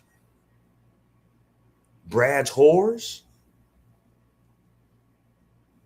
Because while they was hanging us and lynching us and stringing us and dragging us in trucks and dragging us and tar and feathering the black man that wanted to rebel, you know what they was doing with the Keishas? Popping their asses off in their quarters, putting them in the big houses, you know, edifying them,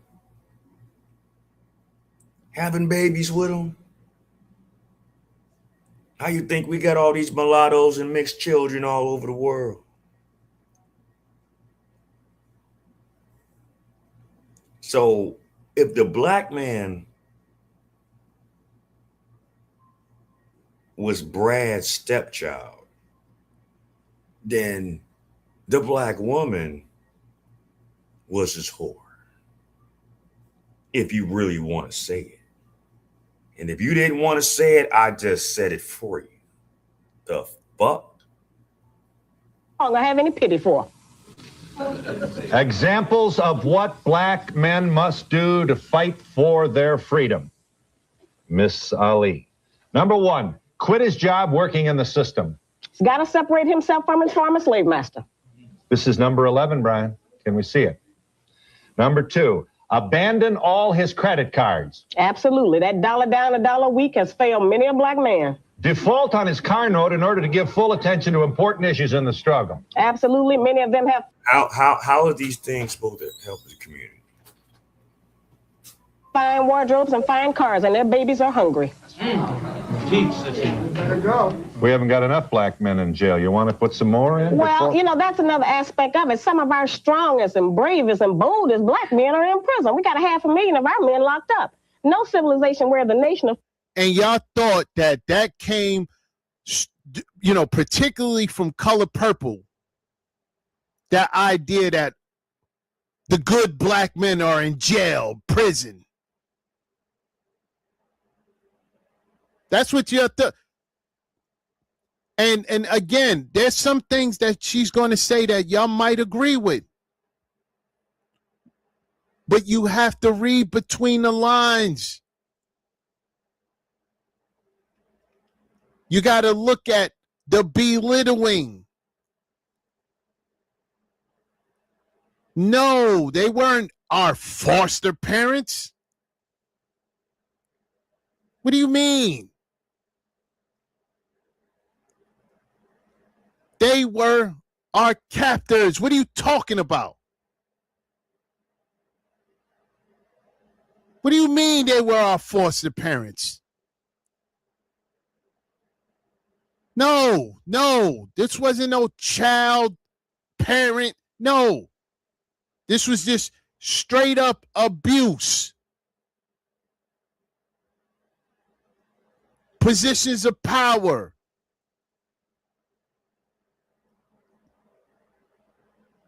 And brothers didn't lay down for it neither. over 290 slave revolts.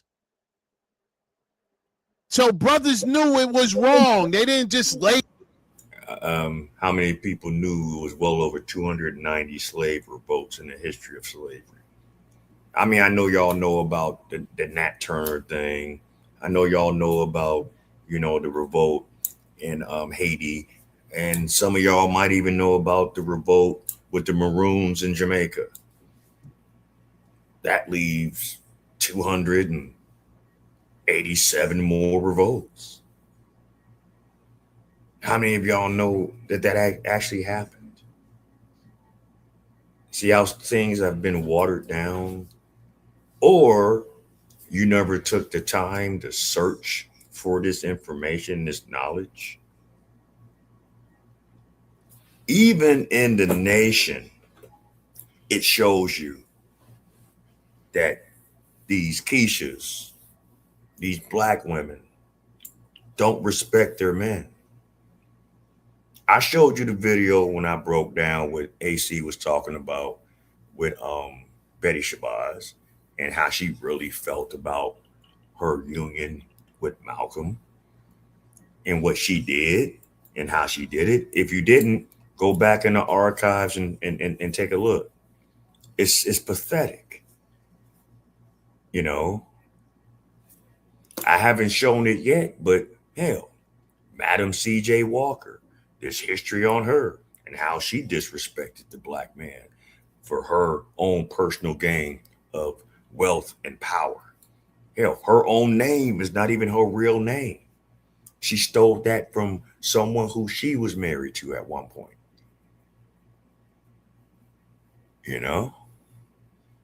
There are stories that go on and on and on about some of our so-called Negro heroes, female heroes, that didn't give two shits about really being aligned with black men. This is why this man is so focused on putting this kind of a message out here. And it's not to discourage anybody from doing what they do. Hey, you do what you do. This is not a channel that's trying to hate on one gender over the next. No, this is not that. I do want you to be aware of what's historically going on. So when you see the things that go on today and you talk about modern women and this, that, no, nothing's been modern. This is something ever since slavery has been a thing in our community. We were raised in that system to eventually hate each other. You understand? We were put in that situation to break our families, our history, our lifestyles, our honor, and our unity for each other. This is why it's messed up right now. It ain't changed. Just times have changed. That spirit hasn't died. Just the times of it has advanced.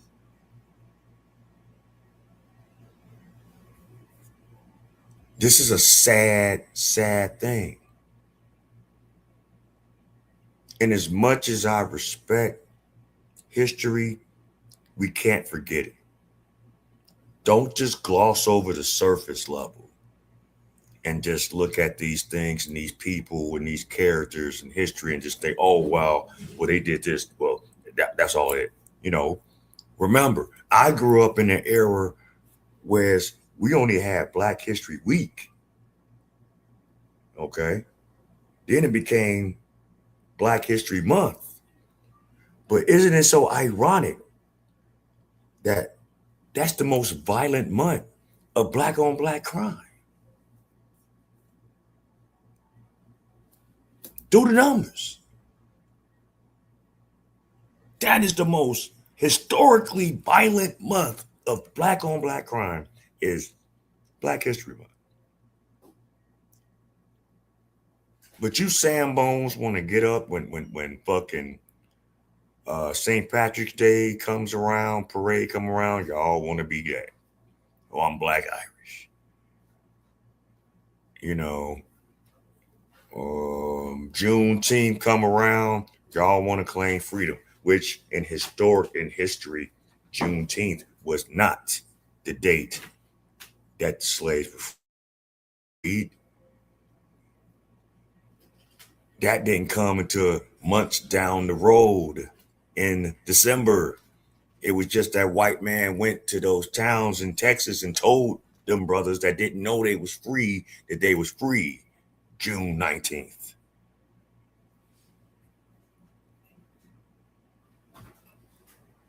You said what you said. I'm just saying, if you really want to know what the true, it was,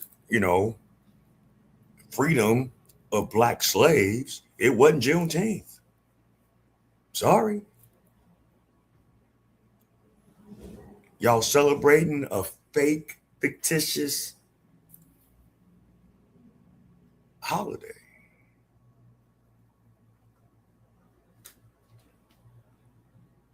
Everyone want to cry and moan about what we don't have and what we should build. But do you really support black-owned businesses? Oh, man, they too high. I'd rather go to Walmart. Yeah, well, guess why? They shit so high.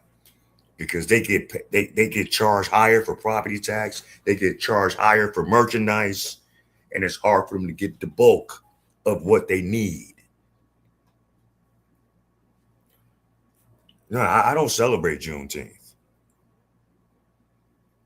And if I see, but also at the same time, we got to be more, we also got to understand all black-owned businesses ain't for our benefit as well. There are some that just like to just be whatever.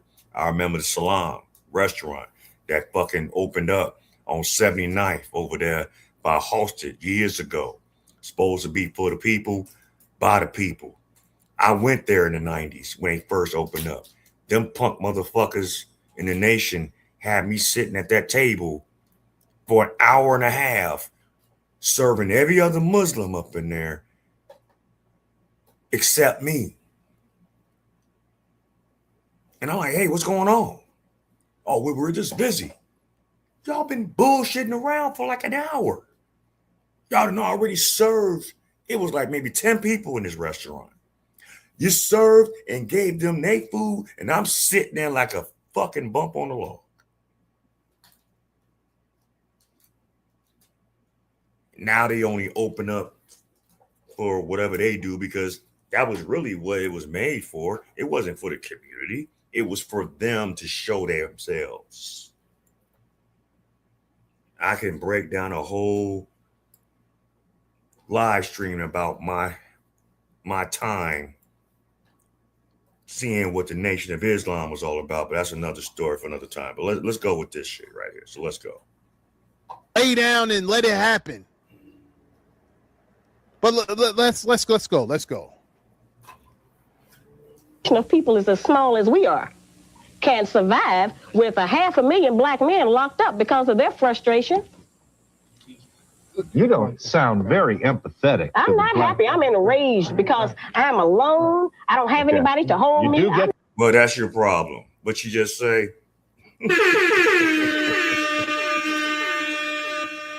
She's alone and she ain't got nobody to hold her. Well, I guess that would be kind of hard.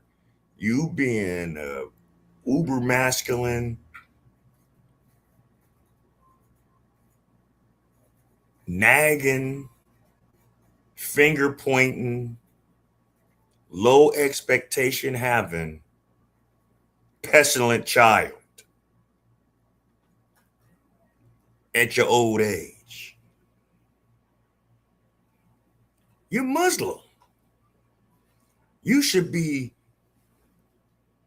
brought up to be a wife. Why are you not one? You want to be Malcolm? You want to be Elijah? You want to be Farrakhan? You know what I respect about Oswald Kwesi and his wife, and they've been doing what they do with the African dynastic period, you know, and the Kemet New Productions, like since the 80s, right? Taking people yearly to Egypt, which is known as Kemet, and Kemet, and doing all these things. You know, she does her own seminars as well as him being the head of it. But the one thing I can respect with Oswald Kwesi's wife, she ain't never tried to down her husband in public. She's never tried to make the men throughout history look weak,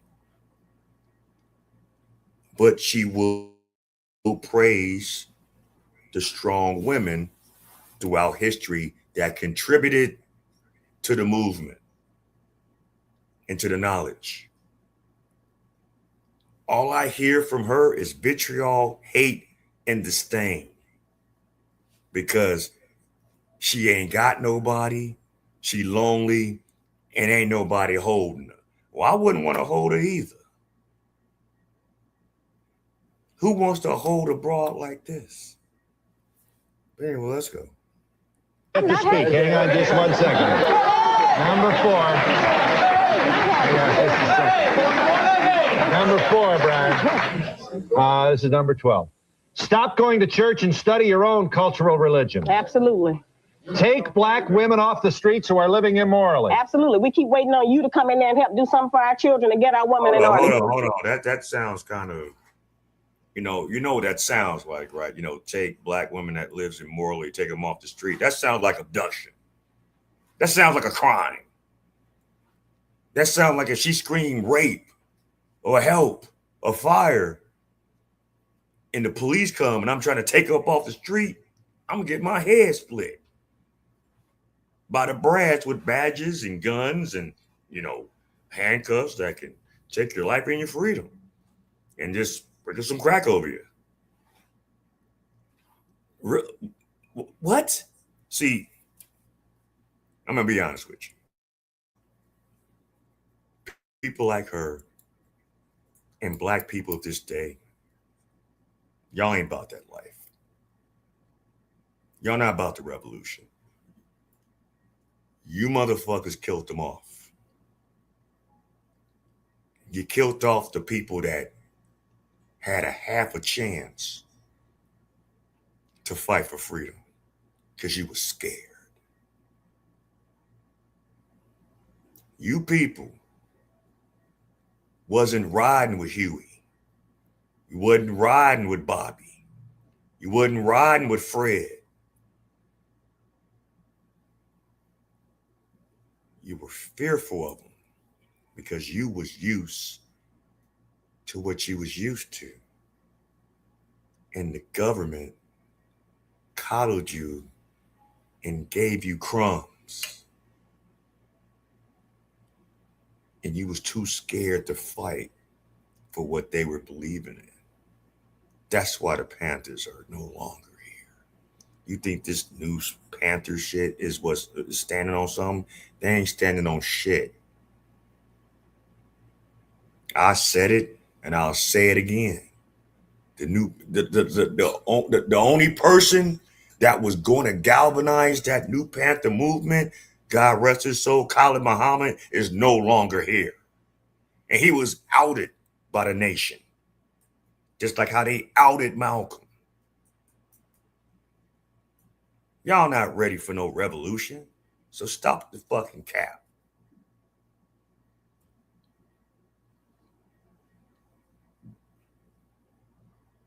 Y'all get our women in order. They're your women. Make his word his bond and begin doing what he says he's going to do. Stop lying to us about everything. Here. So we got to go out there, right? Snatch women off the streets that are living immorally, right? What's that called? That's a crime. Right? And also stop lying to you because we're liars.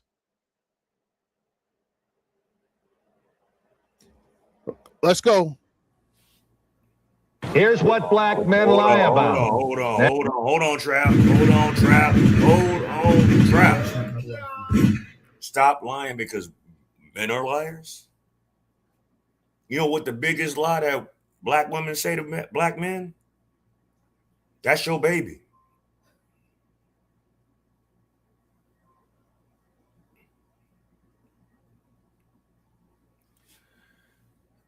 Next.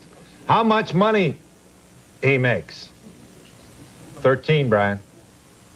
What a woman did to him in bed. His marital status. How much his clothes cost. About how many children he has. Stop lying about what your position or your job is. Stop. This sounds like you talking about Pookies. Ray-Rays. Poopocalypses. Skillet and them. You know, Bums. You know, Slick. Better watch out. Kyle running down the street. Who? No, Kyle.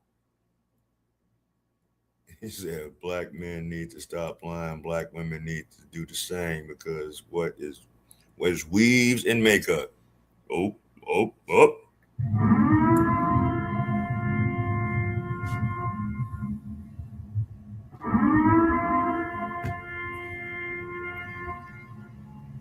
Here comes the wig wearers. Here come the eyelashes that's scratching my back from across the street. What about that BBL?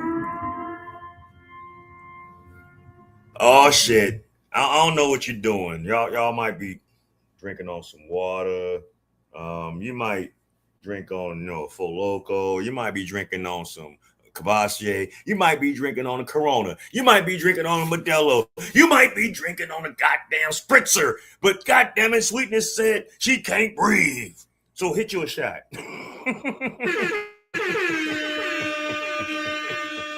Hold on, Trap.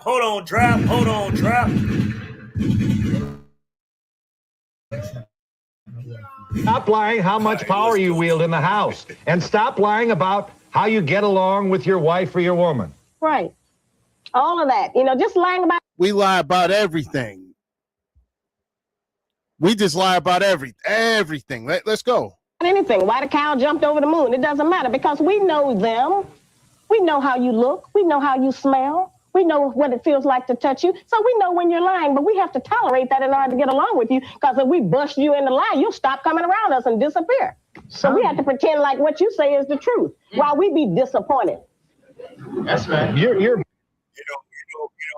back in them old days, when men was really trying to work it out with they woman and they kids, they might have been living in, humble beginnings and stuff like that. But that man would sit up there and work 10, 12, 14 hours a day, working for the man, making pennies and shit like that. And it was a situation that I can recall that I heard of a family that broke bad because the patriarch, all he wanted to do after working all these hours was just sit in his favorite chair, have him a drink, eat him some food, relax his bones so he can get up and do it all fucking over again the next goddamn morning. And his wife bitched at him, moaned at him, argued with him, stressed him. And he's like, fuck. He's in the back of his mind is like, you're not doing anything but sitting in the house. Of course, yeah, You're taking care of the children. Beautiful. You're making sure the house is what it is. That's great. You're making sure there's food on the table that I'm buying. Thank you. But what he didn't need was to constantly hit his woman, bitch, and moan about something that he was doing that gave him peace, that gave him something for him. Because what a lot of these women don't understand, a man will sacrifice his life for his family. A man will sacrifice his happiness to see his family happy. That gives him pleasure. A real man, I don't know what niggas that this bitch is talking about. Well, I do, but I just don't hang around the motherfuckers. I've seen them. I ran across them, but I don't hang with them. So I don't understand that mindset.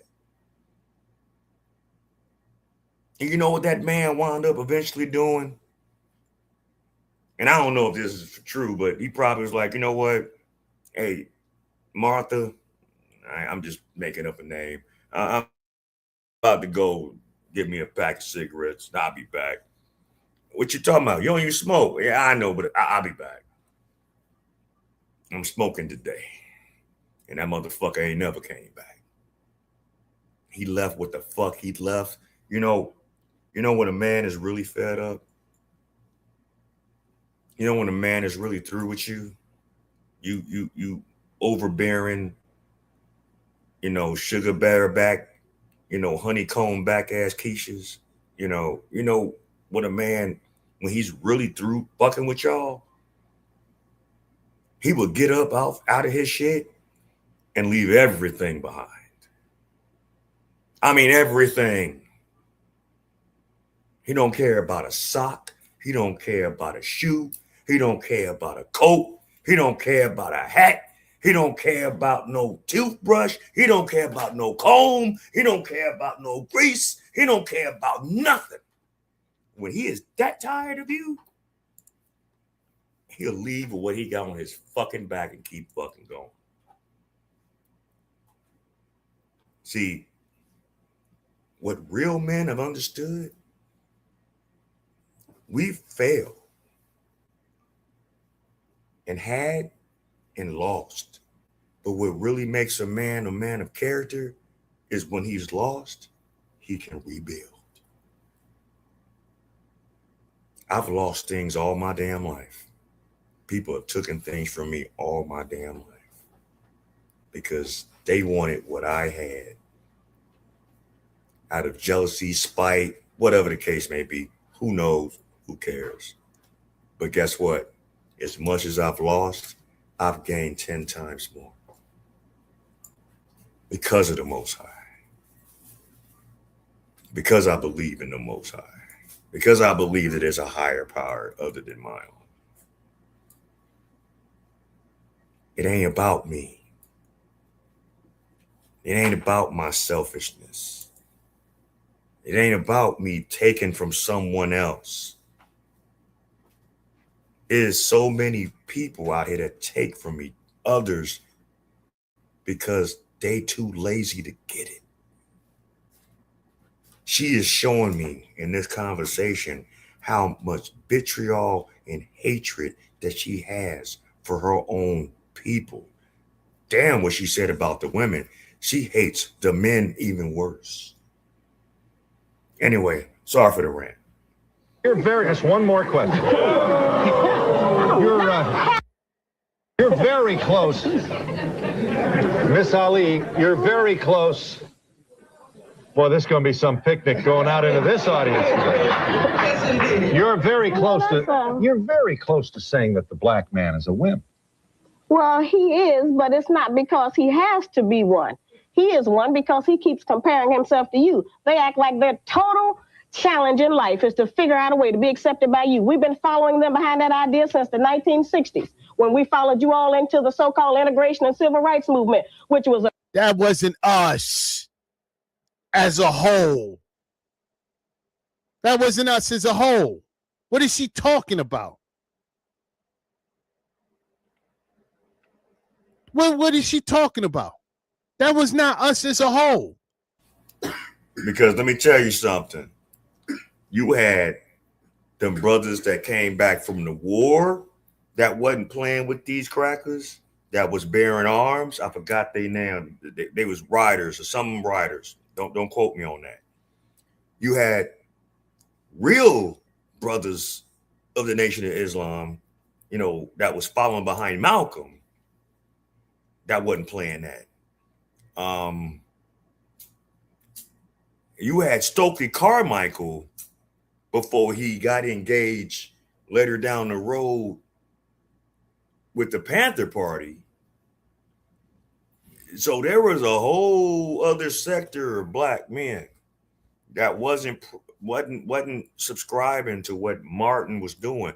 Not saying that Martin wasn't a good person, even though he had his ways.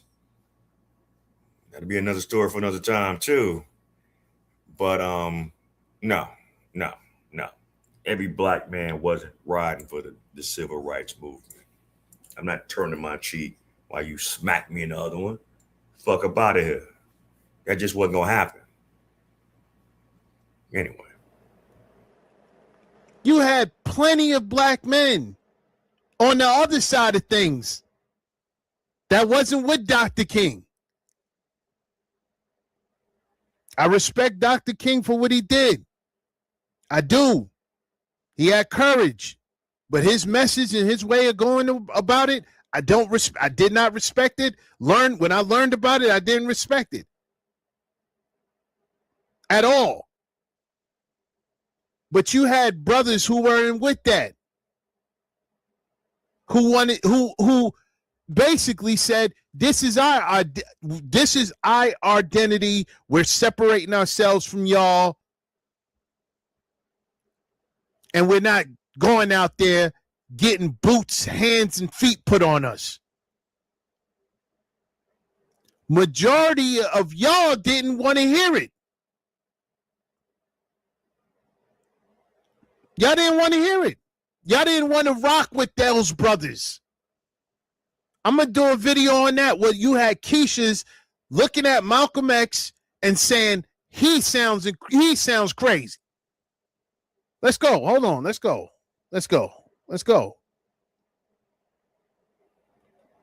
It was a total failure, poorly thought out, and no thought was given to by sending yourselves and us into the white community on the basis of some eat at some lunch counter and shop in some store or go in some hotel, that you were destroying the economic base in the black community. Because all of those businesses that we used to service, we started taking our money into white people so we could try to get accepted by y'all. This book, The Black Woman's Guide to... That is not how it went. That is not how it happened. When the man saw that these black businesses were striving, they was trying to get their hands in on those black-owned striving businesses. And when those black-owned striving businesses didn't fucking agree to the shit, some of those black business owners wound up going to the upper room. Some of them black businesses mysteriously exploded in the middle of the night. Need I say more? Don't do that. Don't do that. If you're gonna say the shit right. Oh, let's not forget when the drugs really came into the community and really started fucking with the community. We ain't gonna talk about that, right? This is early 90s right here. It is early 90s in this interview. Our time when we was thriving and doing things was like maybe mid 70s, early 80s. It's not natural for a man to not defend himself and expect change. No, it's not.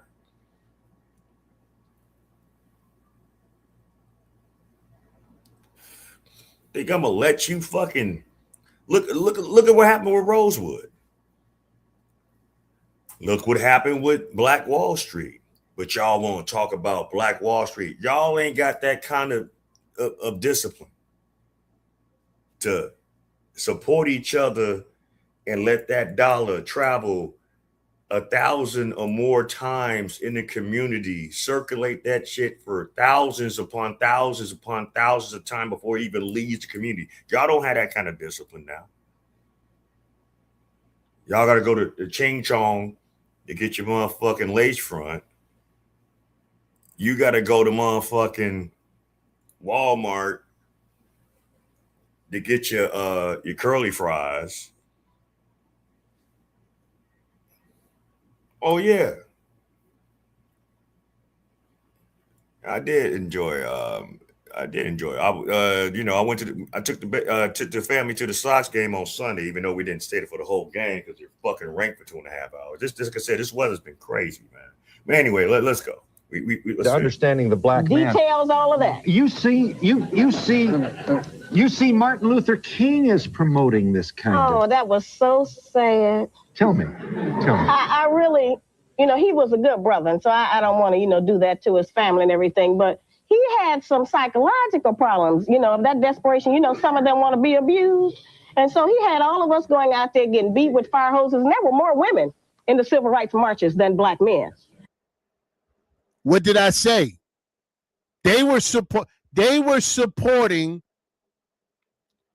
more on the Dr. King's side than Malcolm X. They were more on that. And you know why? You know why they supported that? The church. That's why.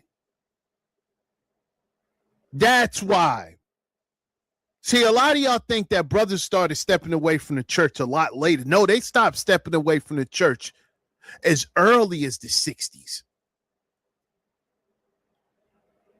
They said, because they got tired of that, oh, turn the other cheek. No. We don't want to hear that. What are we going to do? Pray? No. We don't want to do any of that. We too upset. We're tired of this. It's time for some action. But can you blame some of these men for turning away to the church? Because what has the church become as the decades came about? It's been more catered to women, single women, and the agenda of the Skittle family with no male leadership.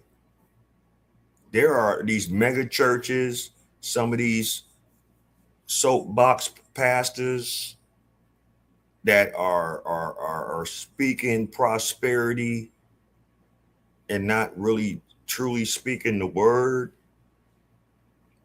They're charlatans. There's only a handful of real good pastors in this world out here. It's only a handful. It's whether you're blessed to find that right one that fits your needs and feeds your spirit. Like I say, I'm not a Bible thumper. I mean, I go to church, I listen to the word and things of that nature, but I'm not a follower. I just don't do what everyone else does just because it's what they do. I have to see it for what it really is. Of course you would say that. But it's all right. I mean, somebody got to do it. I ain't doing it. I still have that revolutionary spirit in me, so I'm always speak from a different mindset. I'm not going to be disrespectful. I just speak from a different mindset. I don't have to speak word for word from scriptures to get my point across on what I need to convey. Because if you can pick up what I'm putting down, that's all I need you to do. But anyway, let me stop, Ben. Let's go. So no, brothers wasn't with that. They're like, all right, let's go over here. Let's see what's happening over here. Protect yourself at all costs. Okay, yeah, I can rock with that. Let's go. There were more women and children. And so we were out there getting beat up and everything while Martin was somewhere praying. His family was taken care of somewhere else. And he led black men into a thing of suffrage. All of the poems about No matter what you do to us, our white brother, we're going to love you anyway, to try to shame you all into sharing something with us. And so I have maintained to them that they're not just dealing with racism. Yeah, and you feel that Jesse Jackson's bid for the presidency was diversionary? Was a total ripoff. He wasted millions of dollars pretending he was going to be the president of the United States. All of that run, Jesse, run. And the Rainbow Coalition. Ain't no black in the rainbow.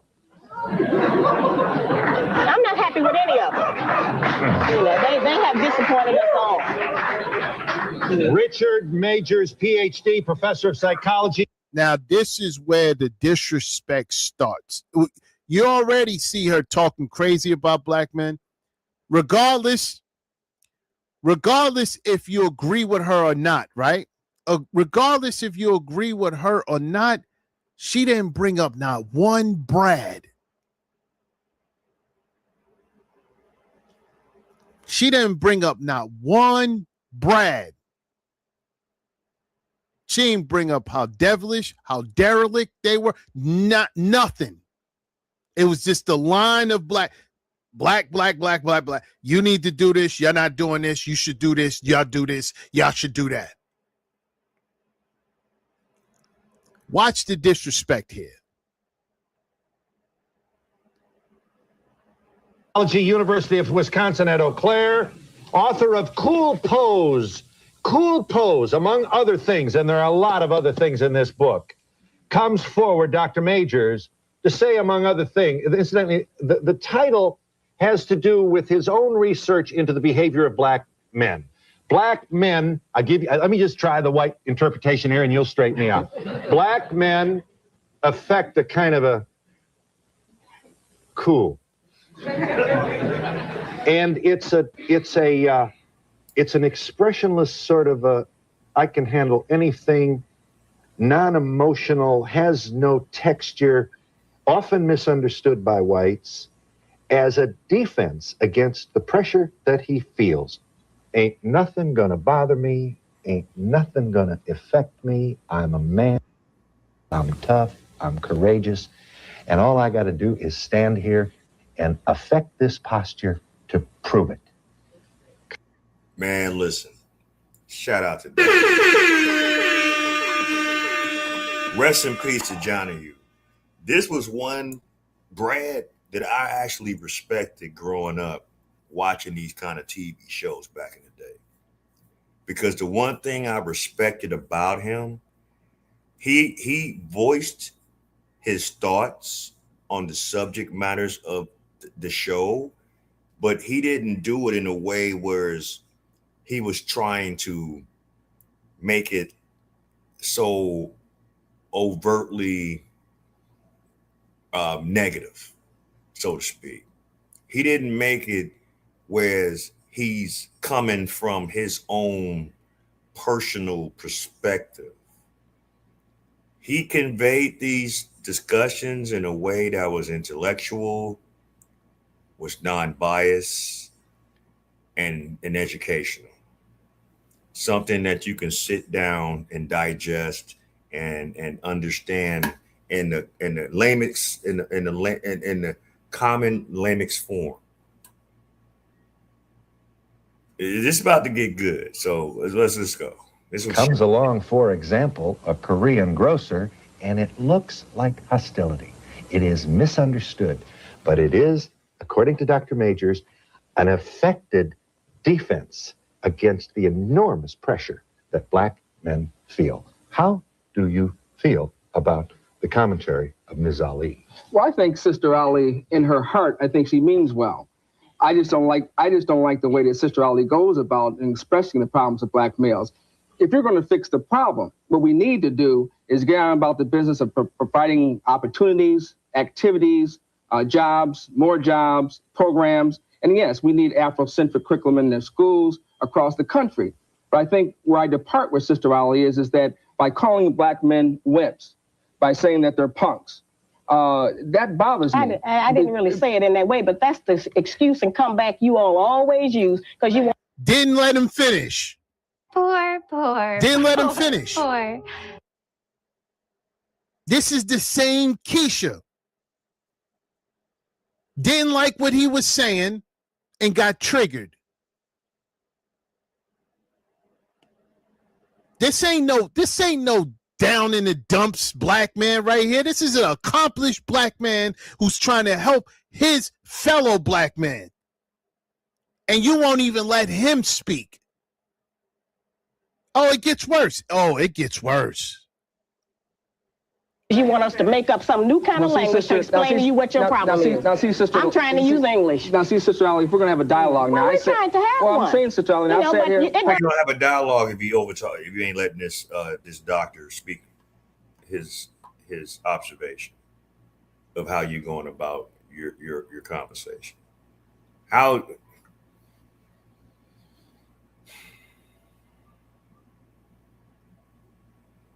I understand why so many are walking away from women like this. I understand why the YNs of today are as feminine as how they are. I understand there is a large number of women that honestly have hatred in their hearts for the men in their life. They honestly, and maybe it's because they made bad decisions in the men they had in past relations. Maybe so. Maybe it was some of the men or male role models that were in their life growing up, probably. But if anything else, if you having children, this is the energy that you're going to put off on these young boys. And then you wonder why they're wimps or weak or sassy, as we say today in today's time. Like I said, this was in the early 90s. You know, they sassy because of how the women raised them to be, with no backbone, with no drive, with no desire. All they want to do is sit up in the house all day and play video games and smoke and pop pills and stand on the corner. No ambition. Living in the projects, living in low income.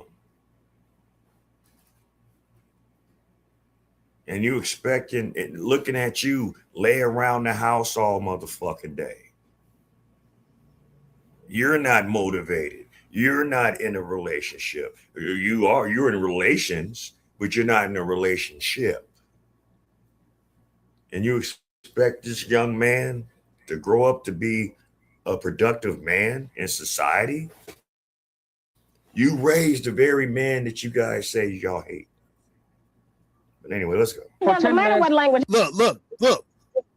This the same Keisha. You gonna tell me this ain't the same Keisha? Did she cut off Donahue like that? Did she cut Donahue off when he was talking? No. The Brad worship and the disrespect of black men. He didn't even say anything crazy to her. She just didn't like what he was saying because he had some pushback. All that time she was talking, running her mouth, he said nothing until he was introduced. Now it's his time. This the same Keisha. Language anybody used to y'all, you gonna disagree. You know. I knew this was gonna happen. Y'all want him to say that. And he said, I knew this was gonna happen. Brother's been dealing with this for far too long, man. Message. Y'all make me sick when y'all be telling me these Keishas. Oh, what about this Keisha, AC? She speak up for black men. What about this Keisha, AC? They don't rock with you, Duke. They don't. Get that through your head. They don't rock with you. These are grifters.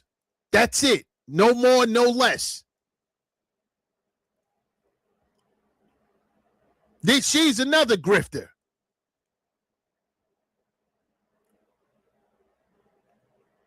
Talked about how black women need to be analyzed. They haven't been analyzed. You haven't been analyzed.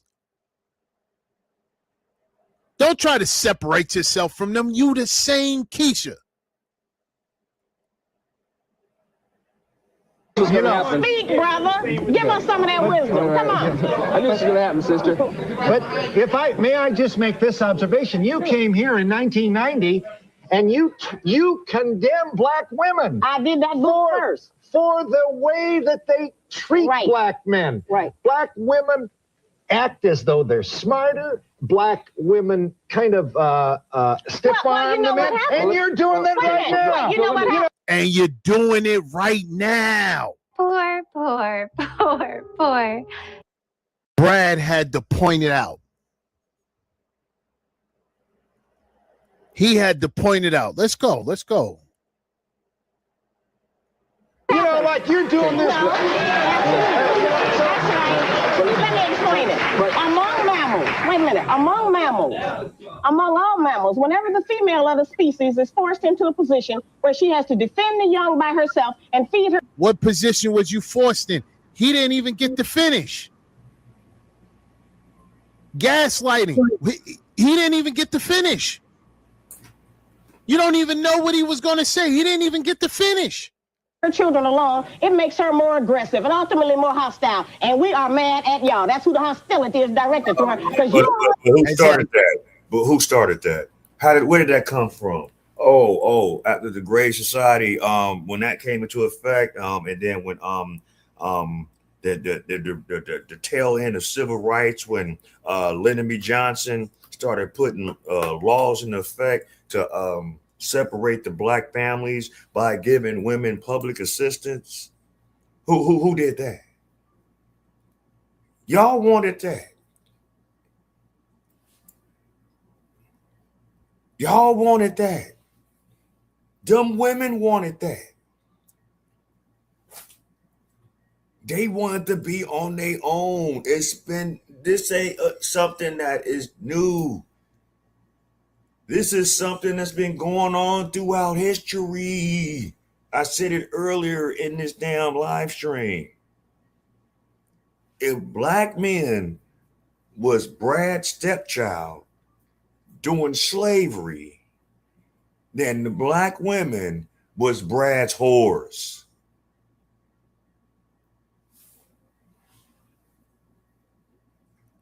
The only way you would get banned if somebody reported your comment. Plus, if I say certain words, it's not going to show up on the live. It will be filtered out.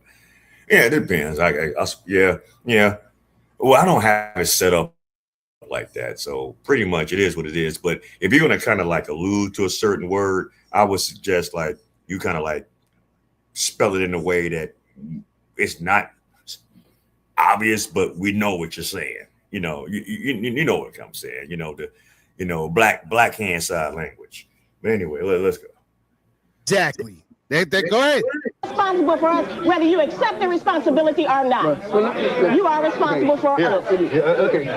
Please, Dr. Majors, you always had this hostility towards you, black men. And we don't want to hear. You're not doing what you're supposed to be doing. You're not trying to create programs. You're not trying to, get brothers together to rally. You're not trying to put brothers on how to get organized. You're not trying. You got a brother up here who's just simply trying to have a discussion with her, right? An educated brother, and he can't even get that. He can't even get that.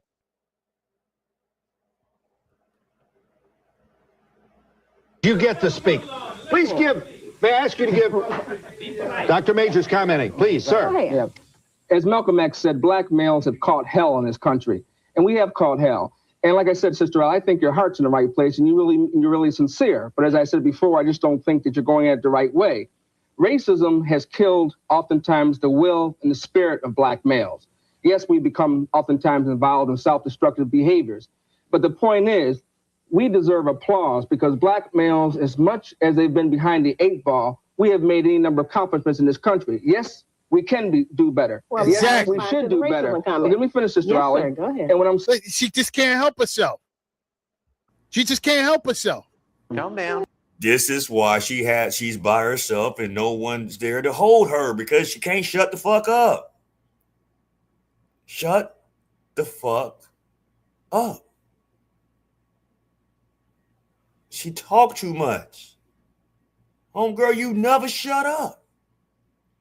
See, and this is what I've noticed with some women out here in conversations. It's like when they have a conversation with a man and some of these men say certain things and it might be triggering because it might not necessarily be directed towards them per se, or they're directing these in particular topics or talking points towards that individual that they're talking to, but because they have trauma as well.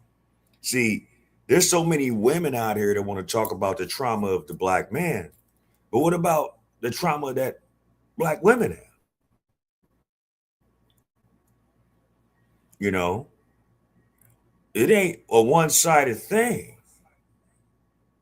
And I get it. A lot of women get misused, mistreated, abused, a lot of different things. Whether it's from the streets, whether it's in the home, mentally, physically, spiritually, these things happen. Okay.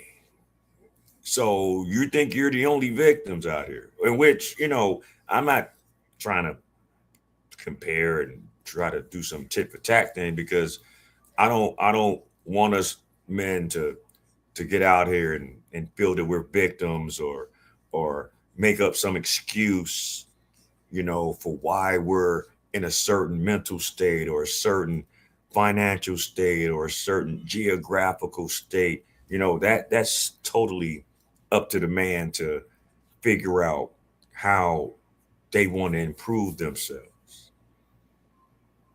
But it seems like what I'm getting in this conversation that he's putting a lot of blame on the black woman's plight on the black man, and we didn't put it like this. We didn't decide to separate the homes. We didn't tell you to go get government assistance and leave me in the wind and take care of the kids by yourself. We didn't tell y'all to take them crumbs that they offered y'all instead of sticking with a nuclear family. We didn't tell y'all to do that. But because the feminist movement came in and you know, them white women was, you know, whispering in your ear and all this other bullshit. Yeah, you know, you could do better by yourself. And we have so much to offer in this movement. And then when you do that, them heifers go back to their husbands. Go to Planned Parenthood and do all these things and get, you know, do what you have to do while they got the resources to keep their families.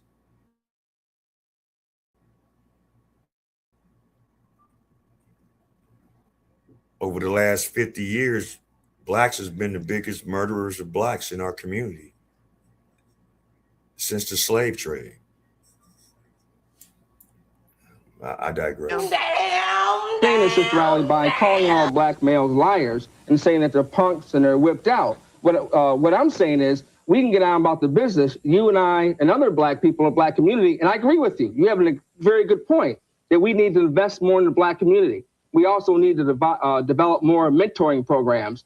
activities, and role modeling programs that get us out of this demise. But you can't change the condition of black males by calling people names. Is that the major time, 90% of the times that black men say they experience racism is when they come and ask you for something, you say no. So the solution to that is stop asking.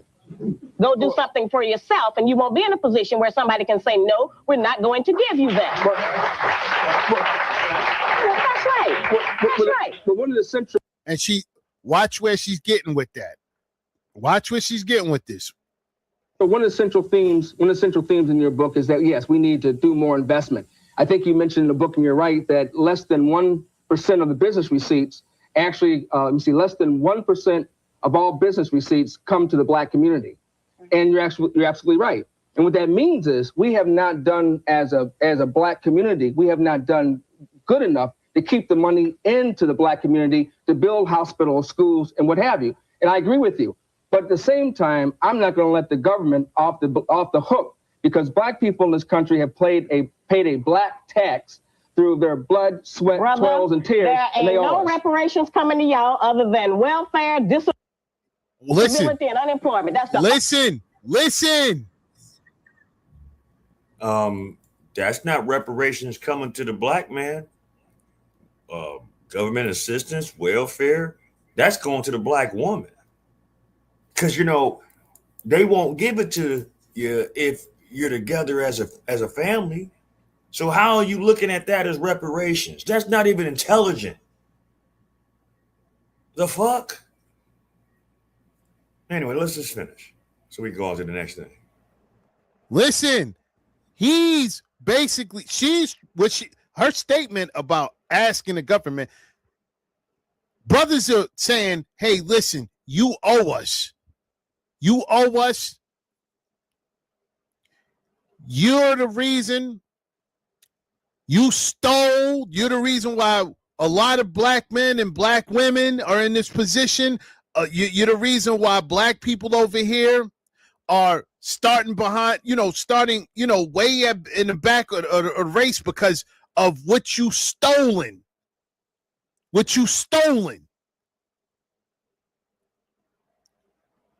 Free forced labor.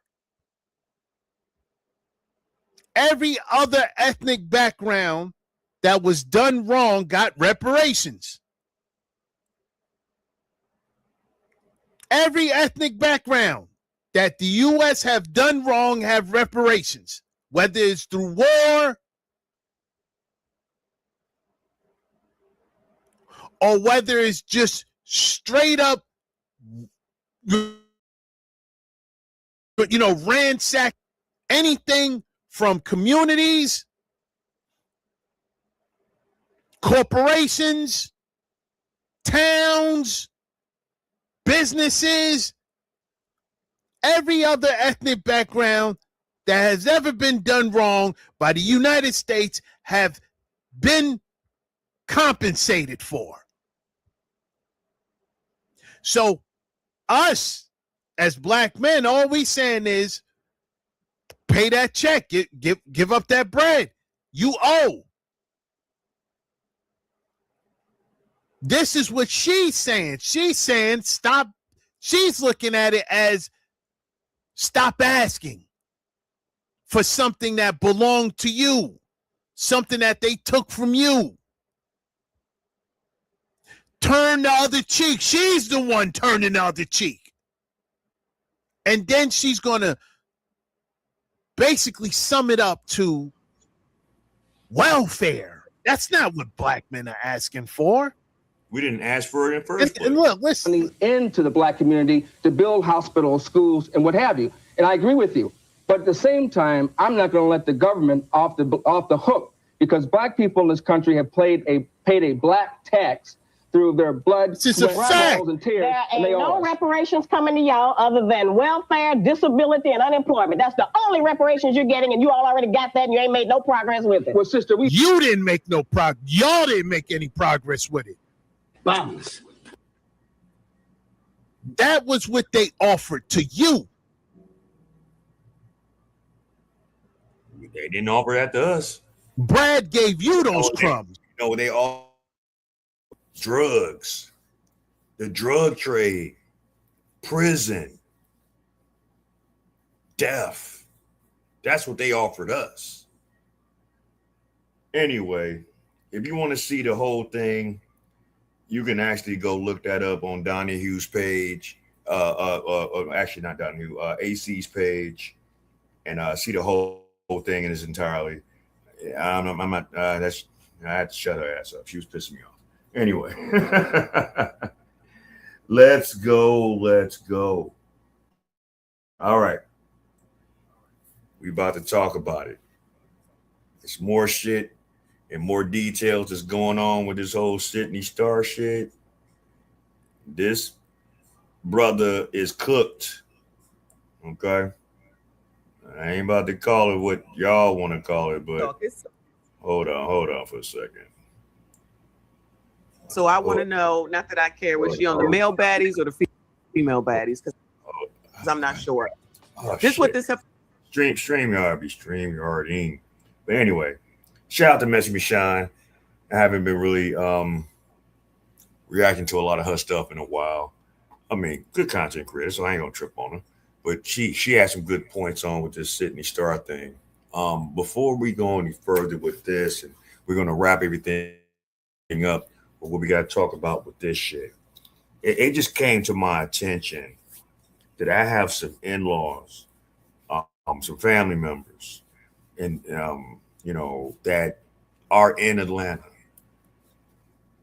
that their child ran across this predator, right? And has a story to tell.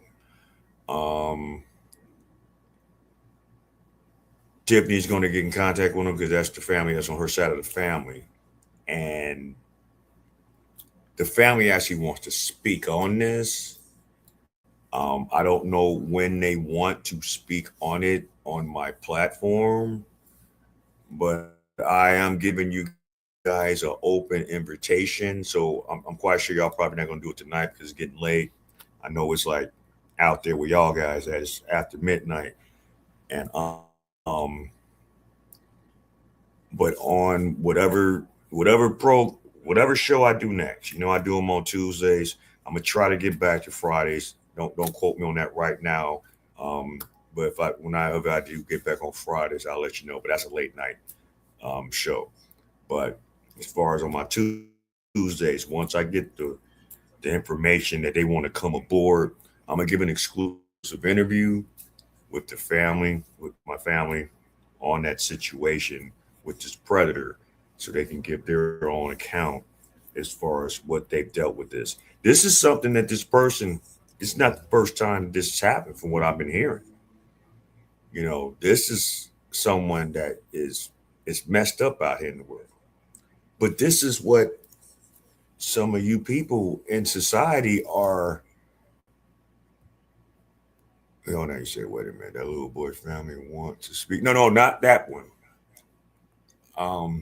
Family members that's on Tiffany's side that lives out there as well. Yeah. So basically, that's like my extended family that has that situation as well. But so when they're ready to talk to me, it's not going to be tonight. I'm going to cam them up and they're going to give their accounts on it. The child wants to speak as well. They just don't want to be put on camera. So when we do that show, we're going to turn the camera off on him so he can give his account, because he doesn't want to, he's underage, so he doesn't want to put his face out there, and I can respect that. So when I know, you guys will know. Okay? So with other than that, let's go on with this. I'm just going to talk about this heifer right here. Y'all know who Sydney Star is? She's a nobody at the end of the day. It's a nobody at the end of the day. But you see that this heifer, the one who took down Chingy, meaning his career, ruined his career. It says TV personality, and that is a stretch. Sydney Star arrested and charged for alleged battery of a child under 6 damn teen. 6 damn teen. So do my, and I'm saying that for YouTube purposes, and child molestation. And this is somebody that people want to big up. Now, this is not on y'all. This is on women, Black women. I'm saying it and I mean it. Because y'all was big up at this bitch for the longest time. Even after what she did to Chingy. Bitch lied on Chingy, ruined his whole ass career. Nobody gave a shit. Still put this bitch on these daggone blogs. Still was messing around with Eddie Winslow, whatever his name is. And somebody else that I can't think of off the tip of my tongue. This is a TV personality. She on Love and Hip Hop, or was on Love and Hip Hop, and maybe on Baddies. So I want to know, not that I care, was she on the male baddies or the female baddies? Because I'm not sure. This is what this heifer used to come out here and say that, I don't know if I'm going to get rid of my male OPP. Girl, shut up. She'd be out here twerking and slinging her hair around and doing absolutely nothing, offering nothing to the world, saying nothing positive, and they bigged up this bitch. They put it, she was always on. She ain't been on lately. And maybe this is why, because allegedly she's messing around with kids. But when she was messing around with Eddie Winslow, she was definitely all on these damn blogs. Anything that she did it salaciously so that they would talk about her. And you know, hook, line, and sinker, it always works. And they supported this bitch. Even after what? And this, but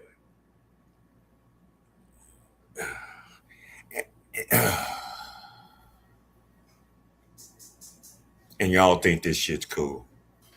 Y'all glorify these men prancing around trying to look like women for their circle of people.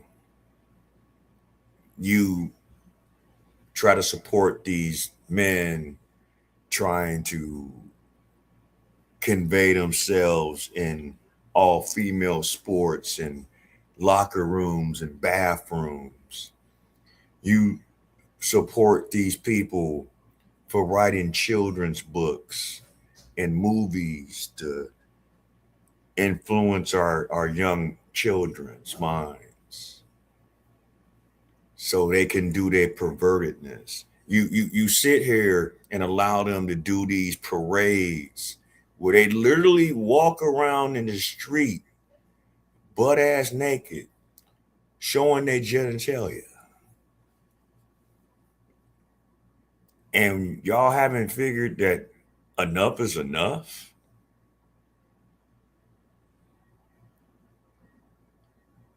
Y'all think enough is... Are you not entertained? What more do you want? All right, let's go. What she did. And I'm harping on that because this bitch ruined that man's career. This bitch ruined that man's career by saying that they were together when it wasn't even true. Even when she came out and finally admitted it that it wasn't true, they still didn't cast her away. They still didn't chastise her. And I'm only calling her her because, child, I've been calling her a her for forever. They still didn't cast this bitch away. So what the fuck does it take? See, I'm supposed to be doing better. It's a new month. My bad, y'all. Let me calm down. I'm supposed to be doing better. What does it take in order for the community to cast somebody out? Oh, you know what it takes? You got to say something positive, and then they will tell you to get the hell out. You have to ask questions, and then they'll tell you to get the hell out. You have to get married, and then they tell you to get the hell out. You have to say that you care for men, you like men as a woman, then they cast you the hell out. Anything that makes sense, you got to go. Anything that doesn't make sense, you can stay. Over it. Yes, I blame you bitches for this too. It says, neighbors, this is the neighborhood talk. Neighbors, this is crazy TV personality Sydney Starr, known for her bold antics on shows, is in legal trouble for disturbing alleged crime. Based on records, Sydney, if it's on record, then it's not a lie. Crisscross, thank you for the gold coin. I appreciate you. Shout out to Tadisha. In the code, page 304. Oh, perfect page. Shout out to Tanisha. Based on records, Sydney was arrested in Georgia on charges of S battery of a child under 16, child molestation, and so do my. Now, the exact details surrounding the arrest haven't been made public yet, but she's being held by the Hapeville Police Department, booked on August the 2nd, yesterday, on the Lord's Day, mind you. Sydney is mostly known for past controversy. Exactly. Known for nothing. Known for nothing, okay? Sydney is mostly known for past controversy where she started a rumor about her and Chingy, social media drama, and appearing on Love and Hip Hop New York and Baddies. Wow, what a TV personality. This is what I be saying. These people make these people famous, and I'm not saying that this heifer got a lot of money, but make enough people all this money, don't know who they are, don't know what they represent. It's usually some bullshit, then turn around and some shit like this happens. This is the worst. This right here is the worst. Because everybody got to be accepted. Everybody got to be accepted, even if it don't make no damn sense. So now what happens with Chingy after all these years? Child, the last song we didn't heard from him probably was Right There. How the hell? I call this karma. It might have been years down the road, but yeah, what is going to happen with him? Is he going to get his just due? Are y'all going to relook at this situation more deeper? That motherfucker took a picture with that man and destroyed that man's career over a lie. Just took a picture. He didn't know. That was years ago. You know, when the motherfucker ain't got the fucking oompa loomp head looking shit. No, motherfucker a little thinner back then. You know? And with all the shit that this motherfucker done did with himself, to the average person that don't really be around motherfuckers like that, you wouldn't really know until you know. And what perplexes me about people like them, why don't you just go with your own kind as far as, gay men? But what I can't stand about people like them, they prefer to either deal and try to fool straight men, or in this case, mess with young, impressionable boys, teenagers, underage, to turn them out. Because for whatever reason, they got, whatever situation, they know for whatever reason, they got turned out. So because they got turned out, because I heard the stories about this motherfucker. Somebody turned this motherfucker out too. So instead of either getting the help, doing whatever you need to do in life for yourself and your own whatever, you rather destroy the lives of other young men. Because deep down, you hate the fact that whatever man or men did, whatever they did to you, then why ain't you do something about it? Why ain't you report it? Why ain't you seek out the help? You know? Why ain't you have, justice for you?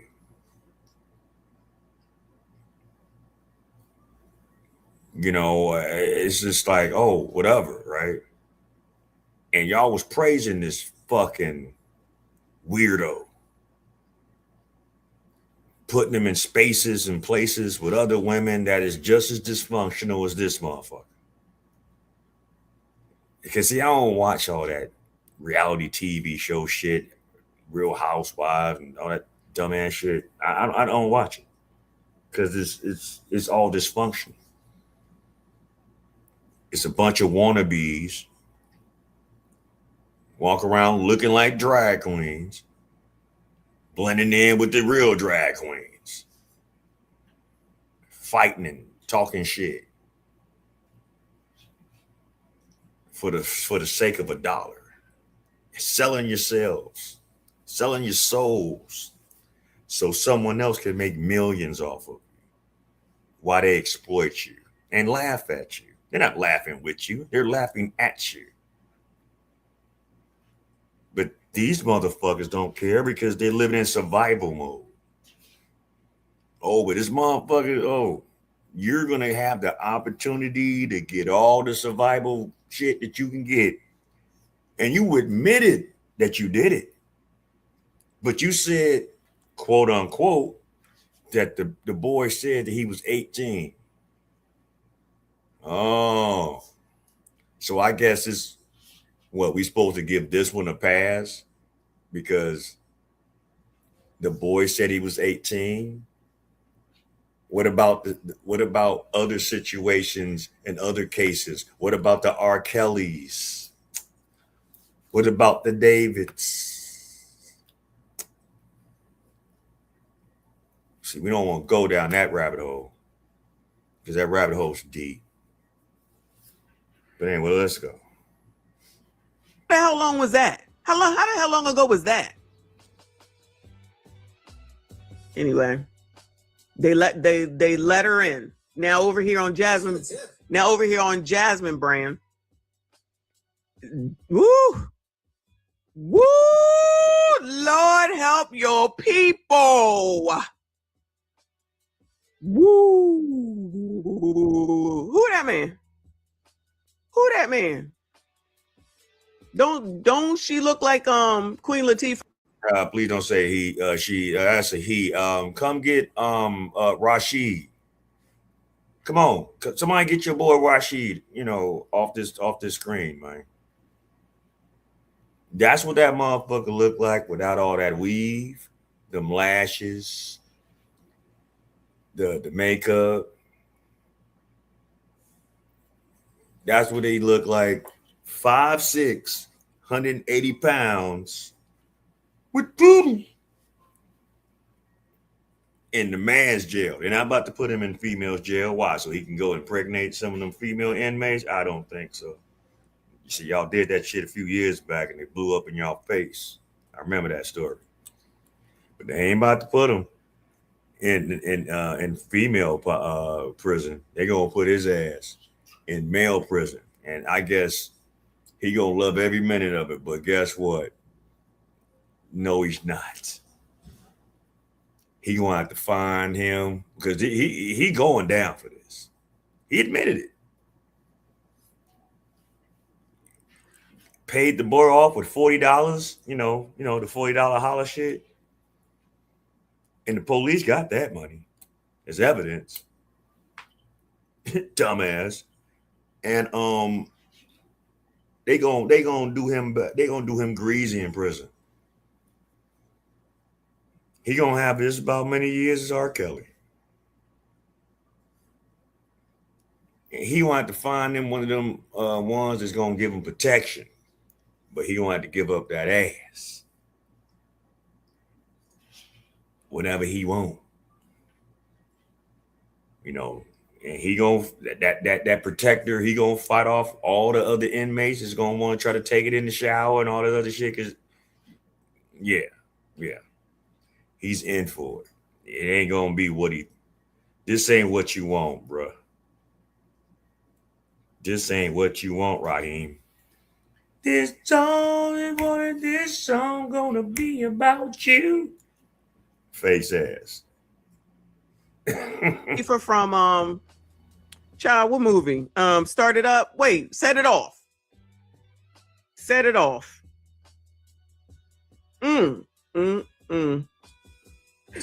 Reality star Sydney Starr's mugshot released following arrest for alleged SA of a minor under 16 at a Georgia hotel. Anybody in here from the ATL or in the surrounding area so that we can, because somebody in the comments, because I'm going to go back and read the comments, was talking about hate bill is an area that you don't want to get arrested in. I don't want to get arrested in any area. She was fucking his best friend. So, you know, I mean, everybody's fucking down here in Atlanta. I don't know what to tell you. They breeding like rabbits down here. Everybody getting ass.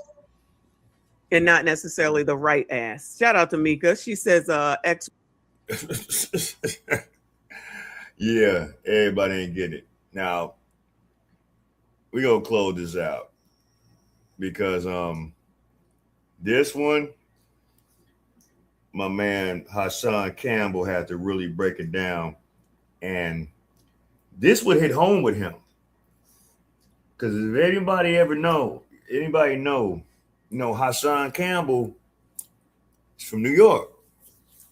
Hassan Campbell, when he was a poor kid growing up in the streets of Bronx River, ran across Africa Boombata.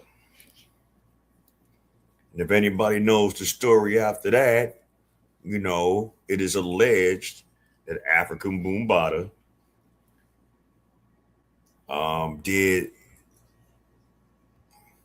he probably ain't gonna care, but he might not like it. Whoever you know runs up behind him, especially if it's Nancy Nate and them, because they gonna tear that asshole up. But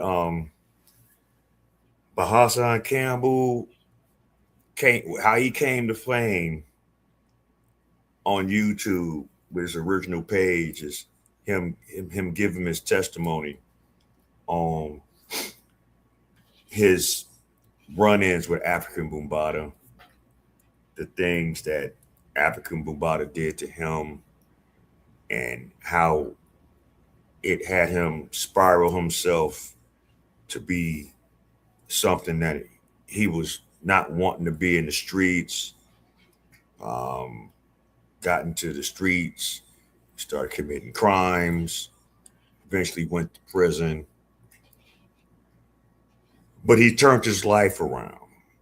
You know, he has a family, he has a wife, he has children, but for a long time, he never spoke on, tried to really follow up on African Boombata. And then a lot of other people would come out with it, but because the Zulu Nation had so much connections in the streets, not just as some Black conscience network, but they were really in the streets.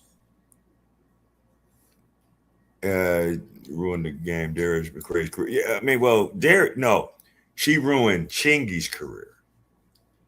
Darius McCray, he was already whatever. He just lied about, they ain't doing shit, but yet you having photo shoots kissing on this motherfucker. I mean, come on, man. We already knew what it was. Everybody she came out that you was fucking around with it. You could just been 100 with it. Your career was already dead anyway, so it wasn't gonna do much. I mean, you probably getting your residuals from the shows that you did back when you was a shorty, but I mean, it is what it is. It's 2026. I mean, come out, whatever you are. But yeah, but Hassan had his take on it, and I'm gonna just let y'all see it for yourselves.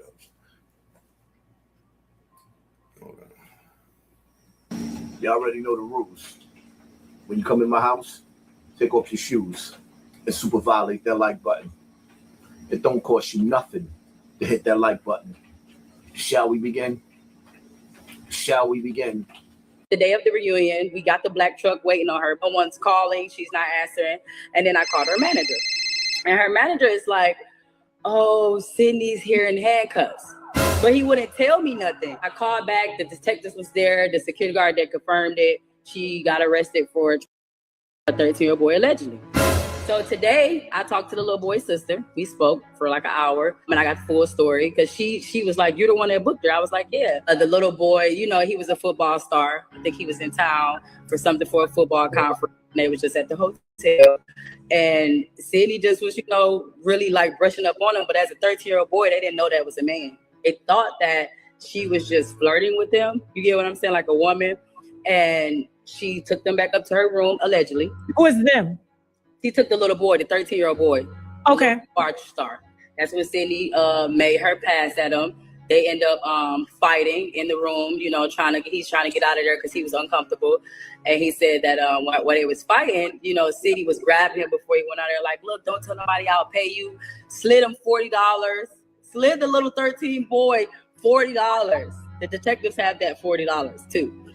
And yeah, so that's the story. You personify everything those people fearmonger and portray trans people to be. You laid it right out on the table for them to now use what you did. It's not what people portray or fear them to be. This is what the fuck these kind of people are. I say this again. If you're going to walk around and be in that lifestyle, be in your community, deal with your community. Why these people want to engage with heterosexual men and young boys? And this is another thing that really I've noticed has happened over the years, and what I've been hearing, a lot of them say,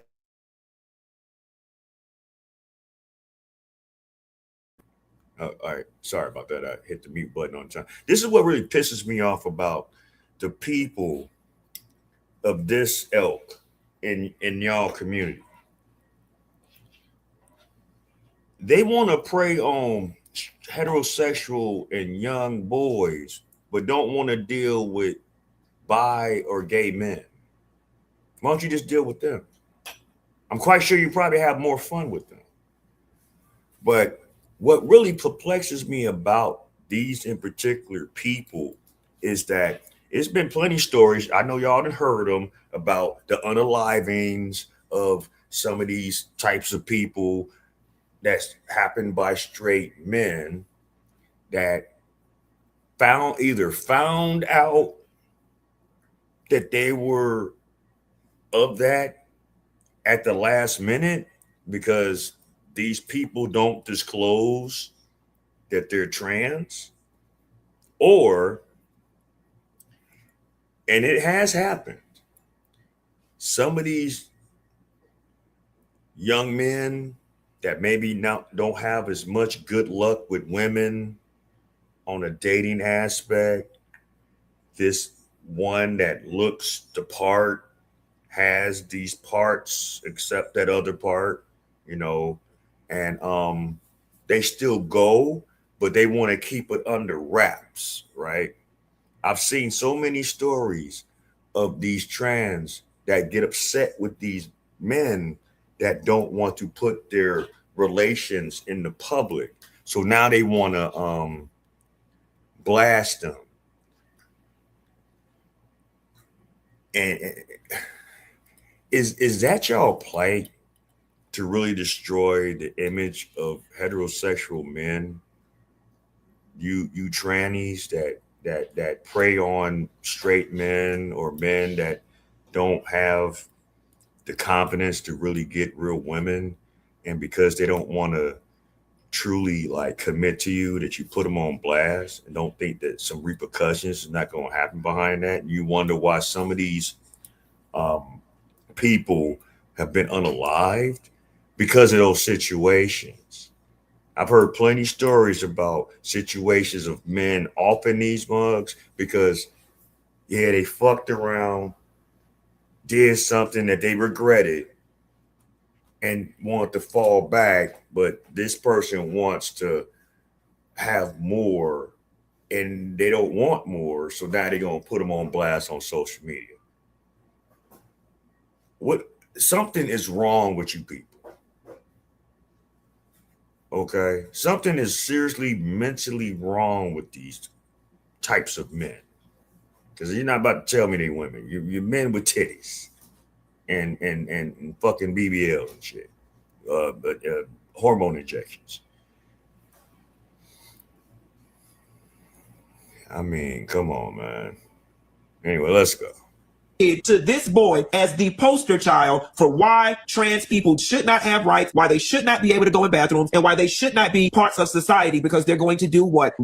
Hurt and kill, endanger, is assault your children. Thank you so much, Sydney Starr, for setting the entire community back forever and a decade for doing that. There is nothing about a teenage boy that can even get me to crack a smirk, yet alone a smile. 30-year-olds are unattractive to me. There is nothing attractive to me whatsoever about anybody under the age of 35. That's just me. I'm 43. How the hell you managed to get activated in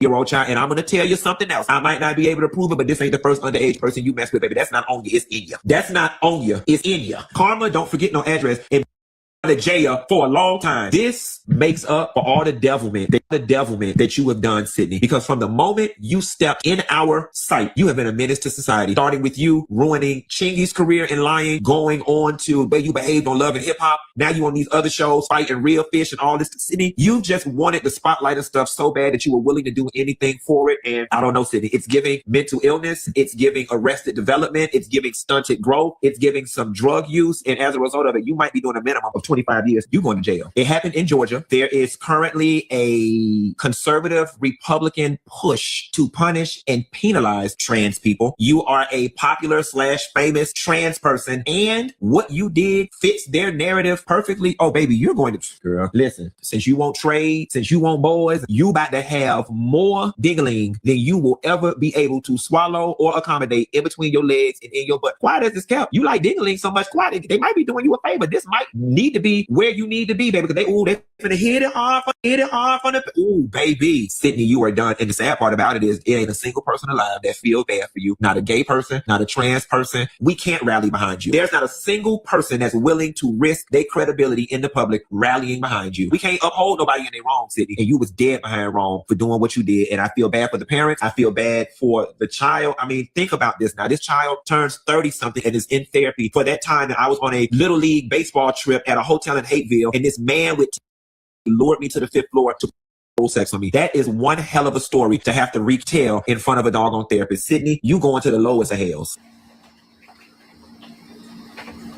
I'm at a loss for words. I'm choked up. I'm hurt. My prayers go out to this young man for what he been through. I know what you've been through. I know what it feels like.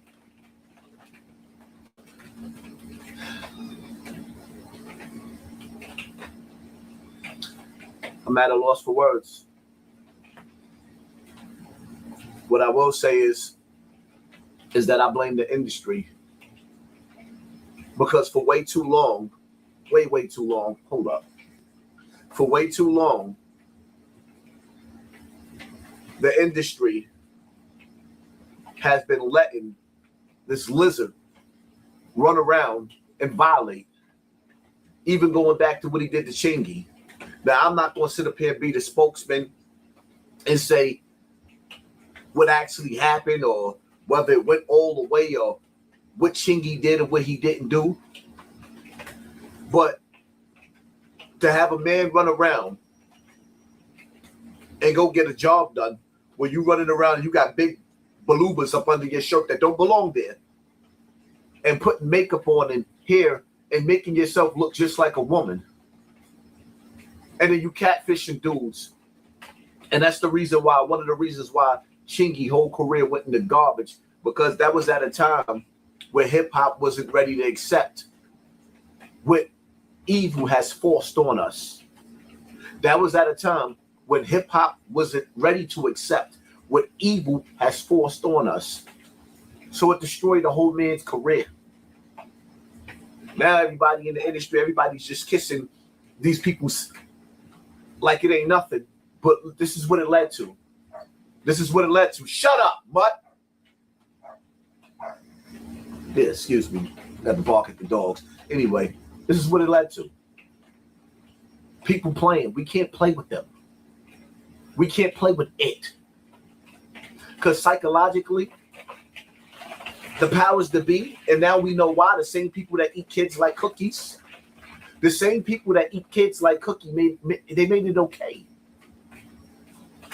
And see, when your brain is that broken, where you can't tell the difference between whether you are male or female, When your brain is that broken, when you can't tell the difference between whether you a boy or a girl, and then you got society playing like it's okay. Well, the truth of the matter is, evil wants to come out and play. And when you look at this, dogs look demonic. When you look at, what do you see? You ever seen that movie? Was it Eyes Wide Shut? When his father was supposed to be the devil, when he was on the elevator with those chicks, and then they just started transforming into demons, and his wife started screaming.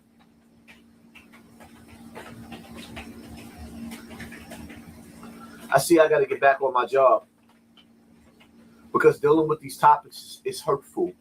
It opens up a door, a pathway back to pain. But sometimes in life, we got to make sacrifices because the reality of it is a lot of these young boys in the street that don't want no cash, they just want to kill you. That's why. Because somebody super violated them. And this idiot super violated. And honestly speaking, I think that we as men, we need to push for a law for the death penalty for anybody that violates children's.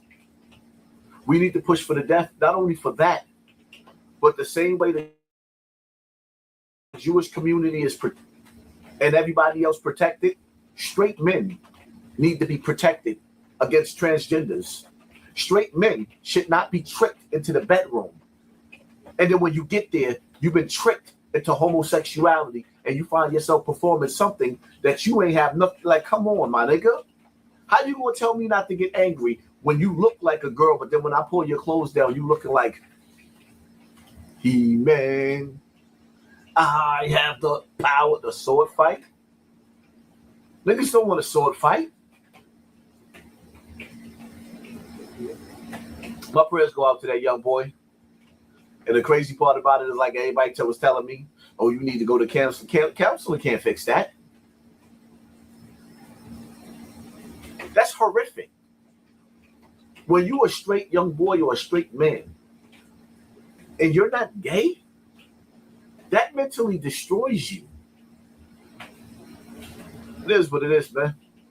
There's so much things I want to say, but I can't because I'm going to get in trouble. There's so many things that I want to say. I'm being nice in this video because I know that community, once they hear and they see, they start coming in and start mass flagging and all that. My bottom line to it is, man, that nigga need his TV turned off for what he did. Ain't no ifs, ands, and buts about it. He did his snot box rocked. And I blame the hip-hop community. I blame BET, MTV, and all you major platforms that even made this nasty nigga a star. Because everybody knows his name.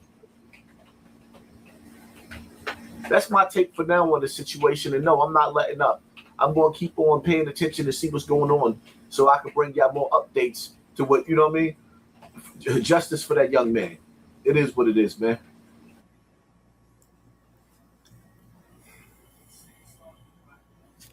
Now,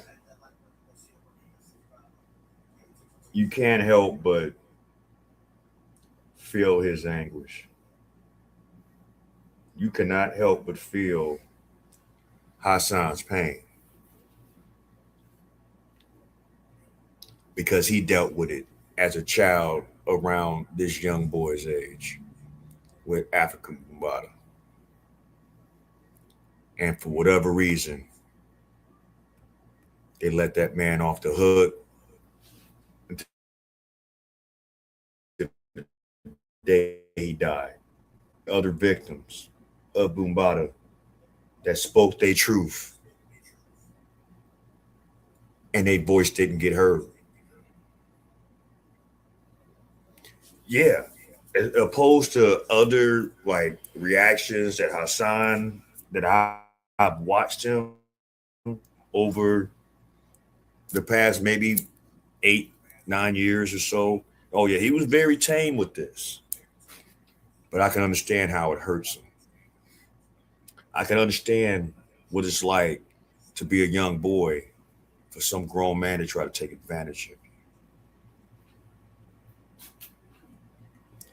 It almost happened to me.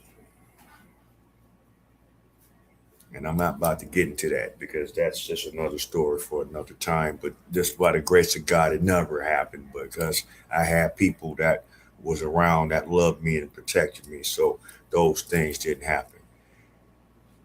But it's just a sick thing. It has to be something. Something has to give from this, man. This has to stop. This has to change. This lifestyle that y'all want to live, fine. Keep it amongst yourselves. Don't try to turn out young boys and catfish men because you present yourself in a manner of a woman and you're not. This is sick. You know, I'm at a loss for words myself. But what I will say, off with your head. If Hassan don't want to say it, I'll say it. Sydney Favors, off with your head. This is the end of the road for your freaky frog ass. This is the end of the road of your cosplaying ass. And for all those that roll like that move like that, you better fucking find something else to do. Find you another playground to play in. Stop tainting our young men and boys with your perverted behavior. You know, the city of Sodom got destroyed by the Most High because of your actions. Keep on playing. Well, that's my show for tonight. I really appreciate everybody that tuned in. Hit the button. Shout out to everybody that's gonna tune me in on the replay, gang. I hope you got something from this. I hope you got something out of this. And I hope you live as long as you want and never won't as long as you live. You are here at the Black Bottom Roscast. I'm Ross Lee, and we're gone.